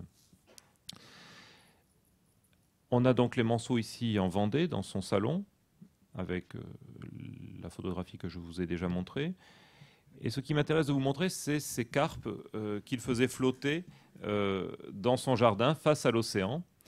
Et je vois finalement entre la maison de Monet à Giverny et celle de Clémenceau en Vendée beaucoup de similitudes. Dans la maison, des estampes japonaises au mur et des objets japonais chez Clémenceau. Un jardin, alors qui n'est pas très japonais pour Clémenceau comparé à celui de Monet, mais un symbole japonais qui est un symbole aérien. Le pont japonais à Giverny et ici les koinobori devant l'océan. L'océan faisant office d'étang Unafea. On a les deux hommes ici qui se trouvent justement sur ce fameux pont japonais, sous les glycines. Et je me suis amusé à faire quelques correspondances, concordances entre la façon de vivre et de collectionner des deux amis. Donc voilà ce pont japonais avant que la glycine ne le recouvre. Georges Clémenceau et Monet dans les allées de Giverny avec Madame Takeko Kuroki, qui était la nièce de Matsukata Kojiro, le grand collectionneur, et qui achetait pour son oncle des tableaux impressionnistes, forcément, à Monet. On a donc différentes photographies. Clémenceau ayant rencontré aussi à Giverny pour la première fois le prince Higashi Kuninomiya qui possédait des toiles impressionnistes. Mais pour l'instant, je n'ai pas réussi à entrer en contact avec les descendants de ce prince. Bon, probablement les collections ont été vendues, mais j'espère quelques archives inédites, correspondances ou photographies, ça serait idéal pour voir ce milieu franco-japonais des années 20 où on retrouve bien évidemment Clémenceau. Voilà justement Higashi Kuninomiya. Et lorsque Clémenceau était invité chez Monet, il mangeait dans le célèbre service japonisant de Monet, tandis que Clémenceau, lui, mangeait dans un service japonais. En fait, c'était des assiettes imari spécialement conçues pour l'exportation. Mais Clémenceau mangeait japonais, enfin mangeait dans des assiettes japonaises. Je ne pense pas qu'il ait goûté la cuisine japonaise, malheureusement pour lui. Bien sûr, il lisait le Japon artistique, et je veux voir dans la façon dont il a aménagé son jardin, quelques concordances, puisque là vous avez ces brandes qui sont utilisées pour faire des séparations au Japon. Je vous montre, avant d'expliquer ma théorie, cette publicité que Clémenceau possédait parce que c'était la vente d'arbres nains, les bonsaïs qu'il avait achetés. Alors là, Bing se trompe, il ne montre pas un bonsaï, il montre un arrangement floral, mais ce qui l'intéresse, c'est de montrer une geisha, parce que c'est ça qui fait venir l'acheteur.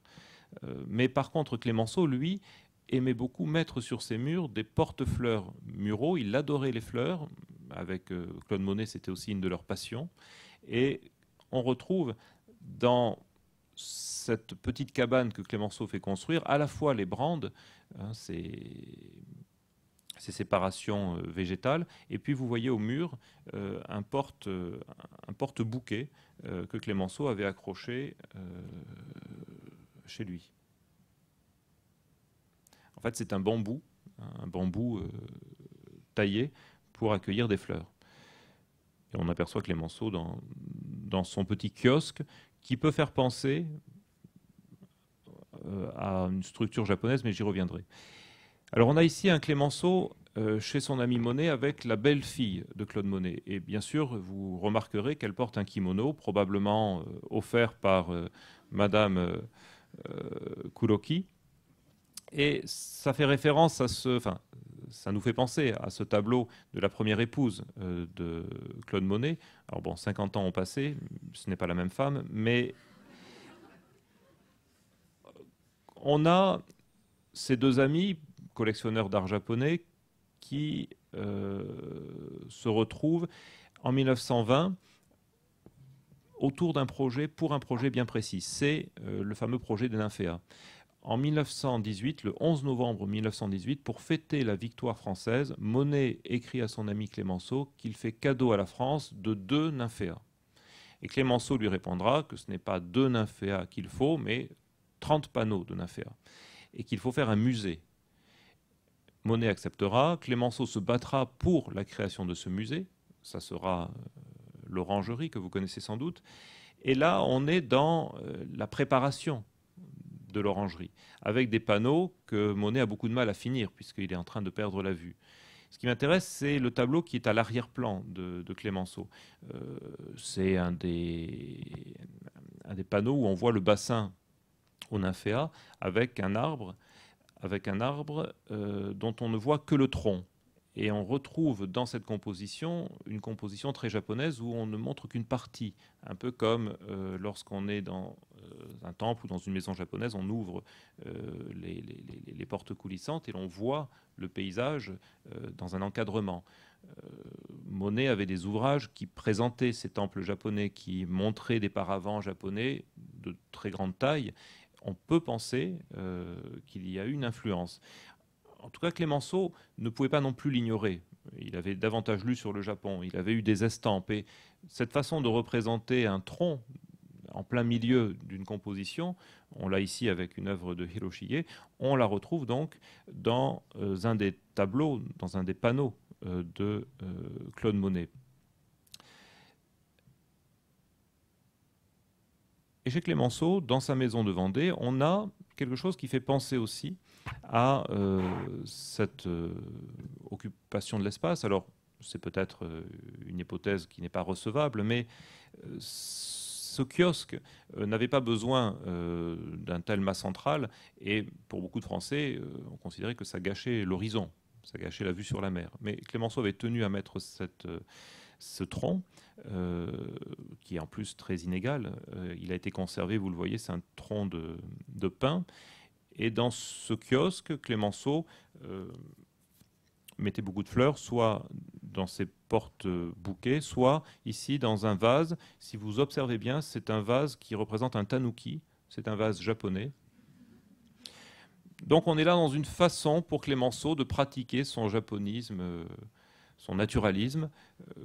On a Claude Monet qui fait son jardin, qui représente ses nymphéas. On a son ami Clémenceau qui japonise à sa façon.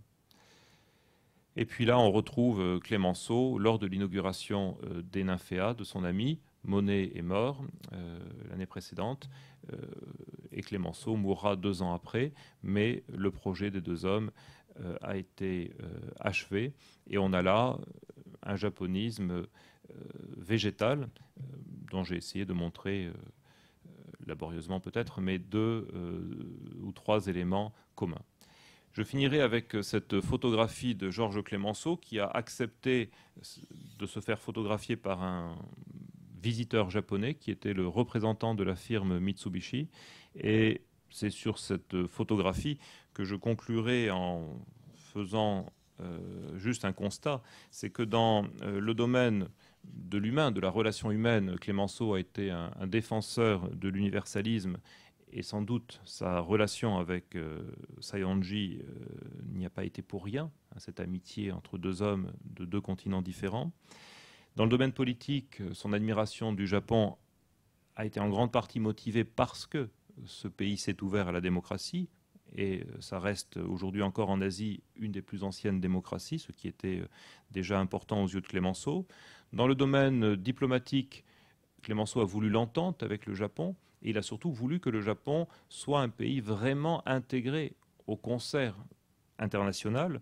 Et je crois que cette logique d'alliance de pays démocratiques, d'un pays européen avec un pays asiatique, est une leçon à méditer. Et puis enfin, dans le domaine de l'art, vous avez vu que l'admiration de Clémenceau pour l'art japonais était grande, que la diffusion à laquelle il a participé pour mieux faire connaître, pour mieux faire reconnaître cet art par les Français a été considérable. Et je crois qu'on a là, pour les Français comme pour les Japonais, une très belle stimulation dans une admiration réciproque. Donc je crois que si on voulait retenir dans le panthéon des relations franco-japonaises le nom d'un homme, vous aurez bien compris que c'est celui de Clémenceau que je vous proposais ce soir. Je vous remercie pour votre attention.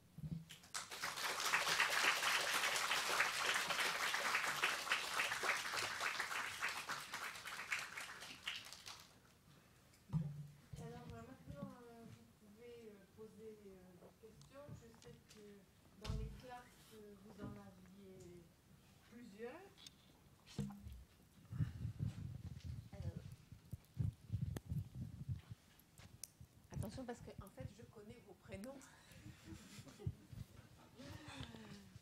Est-ce que quelqu'un veut poser la première question? Première question. Ah,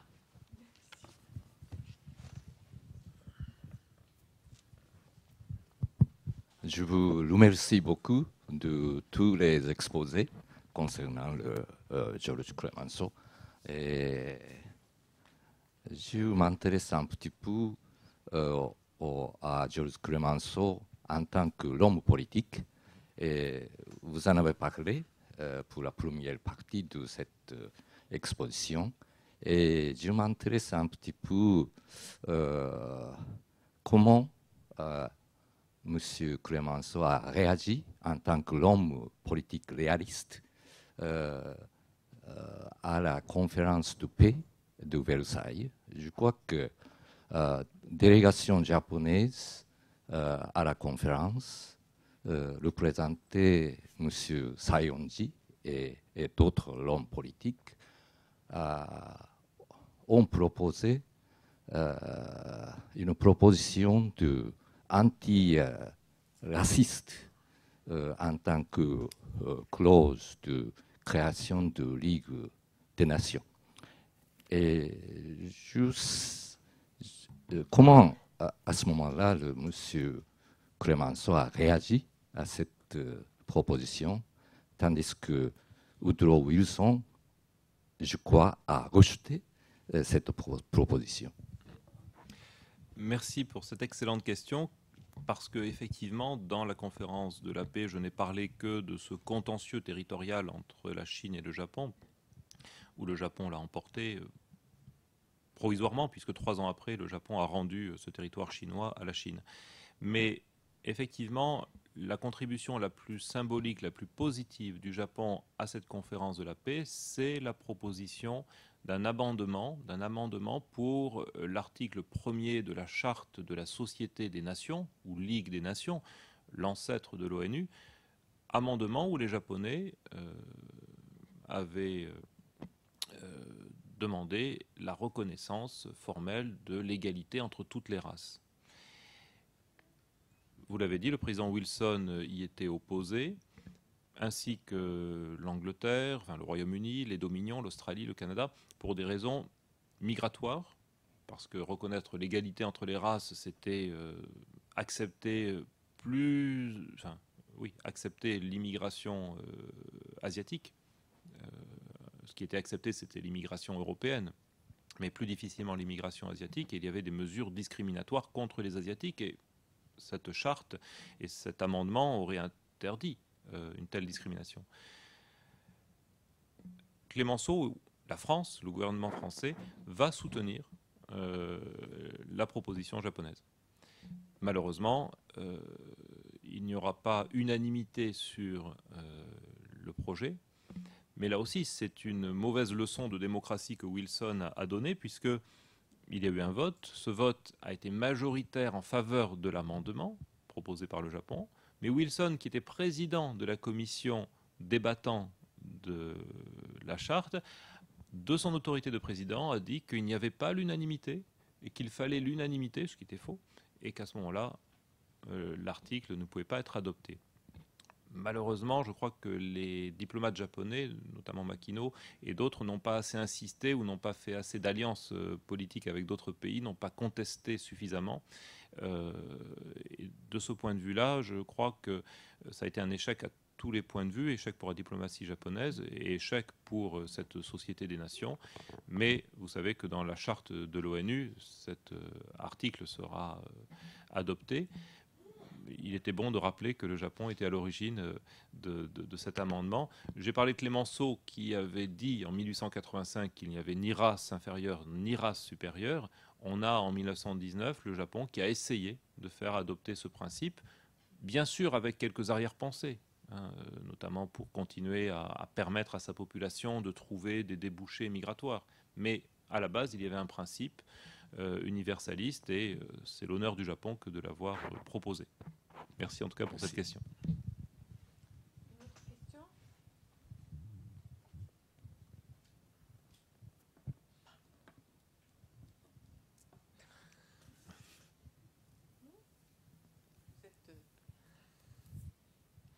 Pas d'autres questions ? Non ?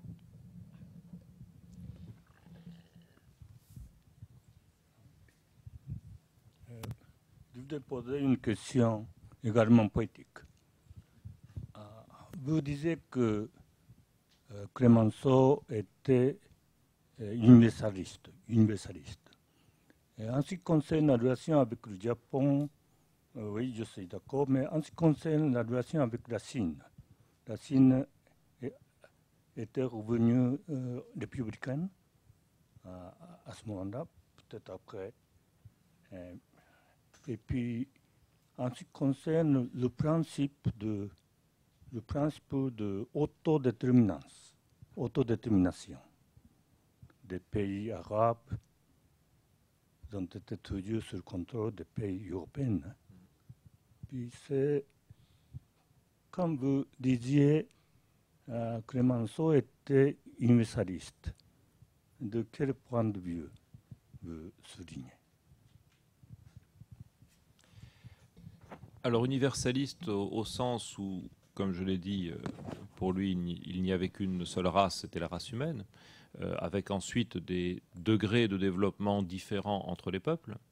Parfois, il a quelques mots assez durs envers les Africains, assez injustes, mais quand il compare les Asiatiques aux Européens, parce que ça se faisait beaucoup, il les place au même niveau, ou parfois même indique que leur civilisation a été, selon les époques, supérieure à la civilisation occidentale.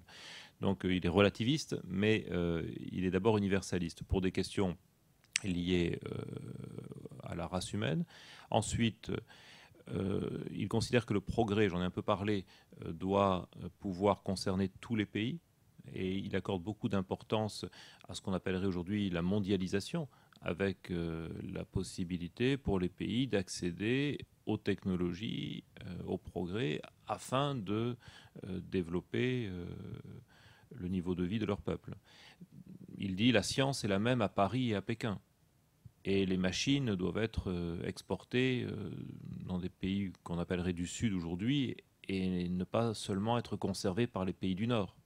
Vous savez très bien qu'à l'époque, le Royaume-Uni faisait venir du coton d'Inde, transformait ce coton en textile dans les usines britanniques et ensuite vendait ces tissus, obligeait les Indiens à acheter ces tissus.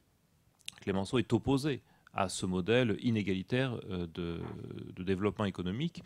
Et de ce point de vue-là, son universalisme est aussi, dans le champ économique, la volonté d'un meilleur équilibre.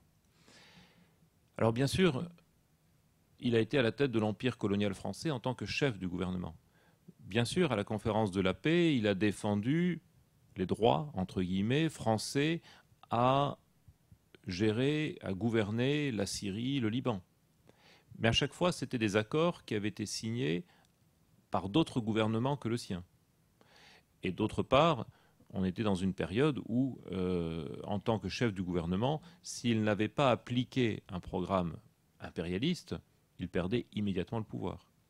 Il y avait à l'Assemblée, à la Chambre des députés, un parti qu'on appelait le parti colonial. Ce n'était pas un vrai parti, mais c'était les députés qui étaient favorables à l'empire colonial et qui étaient aussi bien socialistes, radicaux-socialistes, catholiques, bonapartistes, et qui avaient un pouvoir d'influence très important. Et Clemenceau doit composer avec ce lobby colonial. Donc dans son fort intérieur, il est contre le colonialisme. D'ailleurs, il sera très critique aussi vis-à-vis des Japonais dans les années 1920 dans la politique de répression en Corée. Mais ça sera dans des discussions privées. Il sera critique aussi vis-à-vis de son propre pays. Il a essayé en Indochine, il a essayé en Algérie d'améliorer la situation des peuples, on les appelait les indigènes. Il ne réussira pas trop parce que les lobbies coloniaux étaient très forts, mais il a essayé. Et une question qui aurait pu être posée, pourquoi n'est-il jamais venu au Japon? J'avais en partie répondu en disant manque de temps, manque d'argent. Mais en 1920, quand il a fait ce grand voyage en Asie du Sud-Est, Ceylan, l'Inde, l'Indonésie actuelle, jusqu'à l'île de Bali, Singapour, Sayandi lui a proposé de venir jusqu'au Japon. Et Clemenceau a dit non, à la fois parce qu'il avait pris des engagements vis-à-vis des Maharajas indiens, du gouvernement anglais des Indes, donc il ne pouvait pas changer son programme de cette façon-là, et puis parce qu'il était assez fâché et déçu de l'attitude du Japon à la conférence de la paix sur la question chinoise. Donc il a un peu boudé le Japon à ce moment-là, mais dans d'autres lettres, à 83 ans, 85 ans, 86 ans, il parlera encore de son désir d'aller au Japon.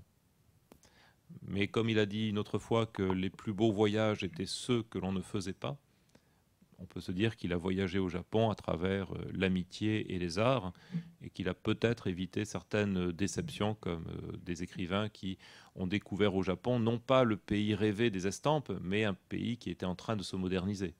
Et Clemenceau voyait bien là justement tout le paradoxe. Il admire la modernisation du Japon et peut regretter que ce pays des geishas et des samouraïs soit en train de disparaître. Mais il y a deux Clemenceau. Il y a l'homme politique journaliste et puis il y a l'esthète, presque l'artiste. Merci en tout cas pour votre question, monsieur. Moi, je voudrais poser une question. Vous avez dit que les Kogo maintenant étaient à Montréal. Pourquoi cette destination? Et où est-ce qu'on peut voir d'autres pièces de la collection de Clemenceau en général, mis à part l'exposition de Guimet? Alors, malheureusement, cette collection de 3000 Kogo au total, puisque jusqu'à la fin de sa vie, il en a acheté, il en a reçu aussi d'un ami français qui était consul à Yokohama et qui lui a envoyé beaucoup de Kogo qu'il achetait dans tout le pays. Cette collection, Clemenceau l'a déposée au musée Guimet, j'en ai parlé, pendant 15 ans, puis ensuite au musée d'Annery, pour faire profiter au public français de cet art de la céramique. Et c'est vrai que actuellement dans l'exposition au musée Guimet, on en présente 500 et on peut passer presque une heure à regarder chaque Kogo, puisqu'à chaque fois ce sont des personnages ou des formes ou des styles différents. Ces Kogo ont été malheureusement vendus par le fils de Clemenceau après la mort de son père. Vendus à un Canadien qui heureusement a eu la bonne idée d'en faire don à un musée, pas un musée français hélas, mais un musée canadien de Montréal. Et longtemps, ces kogos sont restés dans les réserves, n'ont pas été étudiés. Et c'est le professeur Minot, ancien directeur actuel toujours directeur du musée d'art de Hyogo, qui un jour a découvert vraiment ces kogos dans les caisses et qui a fait le premier ouvrage sur cet art du kogo.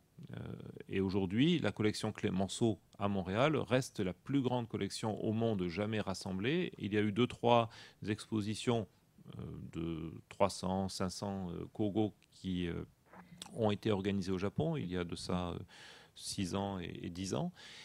Là, en France, c'était la première fois qu'on remontrait des kogos, puisqu'ils n'étaient plus visibles depuis 1935. Mais on peut voir quelques objets asiatiques et japonais de Clémenceau dans 2 endroits au moins. Le musée Clémenceau, qui est l'ancien appartement de Georges Clémenceau à Paris, quartier de Passy, entre Trocadéro et la rue de Passy. C'est son appartement conservé intact après sa mort. Donc c'est très intéressant, pas seulement pour le souvenir de Clémenceau, mais parce que vous avez un appartement bourgeois, décoré à la façon de la fin 19e, début 20e, avec des plâtres de Rodin offerts par le maître à Clémenceau, un tableau de Monet. Enfin, hélas, c'est une copie parce que le fils encore de Clémenceau a vendu le tableau de Monet. C'est vraiment un mauvais fils. Et il y a beaucoup d'objets japonais, bien sûr, d'objets grecs ou des moulages grecs, dont vous pourrez voir là-bas des kogos. Et puis en Vendée, alors pour faire très simple, entre Nantes et La Rochelle, vous avez le petit village de Saint-Vincent-sur-Jard où Clémenceau avait cette maison face à l'océan. Elle se visite, c'est devenu un musée, Maison Clémenceau. Et là, vous pourrez voir beaucoup d'autres objets japonais. Alors, bien sûr, vous n'allez pas faire le voyage spécialement pour voir des objets japonais.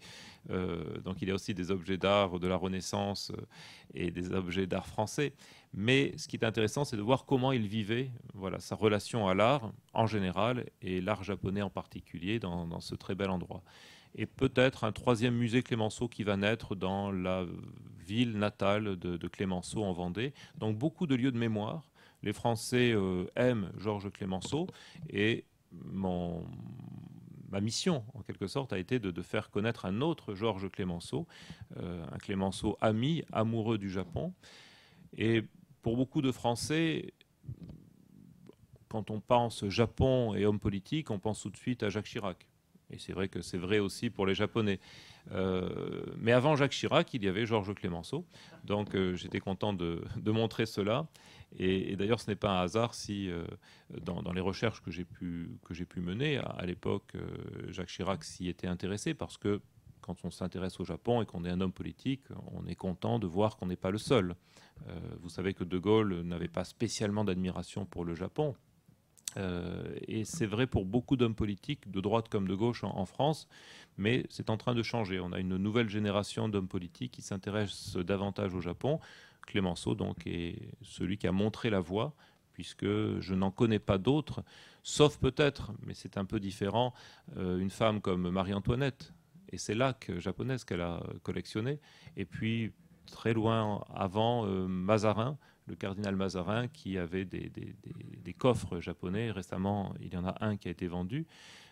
Voilà en tout cas 2 personnes qui avaient bon goût, Mazarin et Marie-Antoinette, mais Clémenceau, dans la tradition française, a tout de même fait beaucoup pour l'art japonais, comme j'ai essayé de vous le montrer aujourd'hui.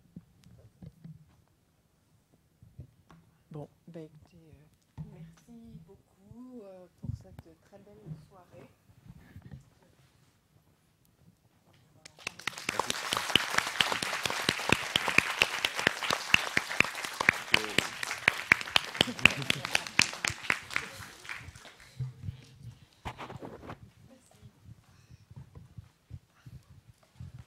Voilà. Merci beaucoup. Merci.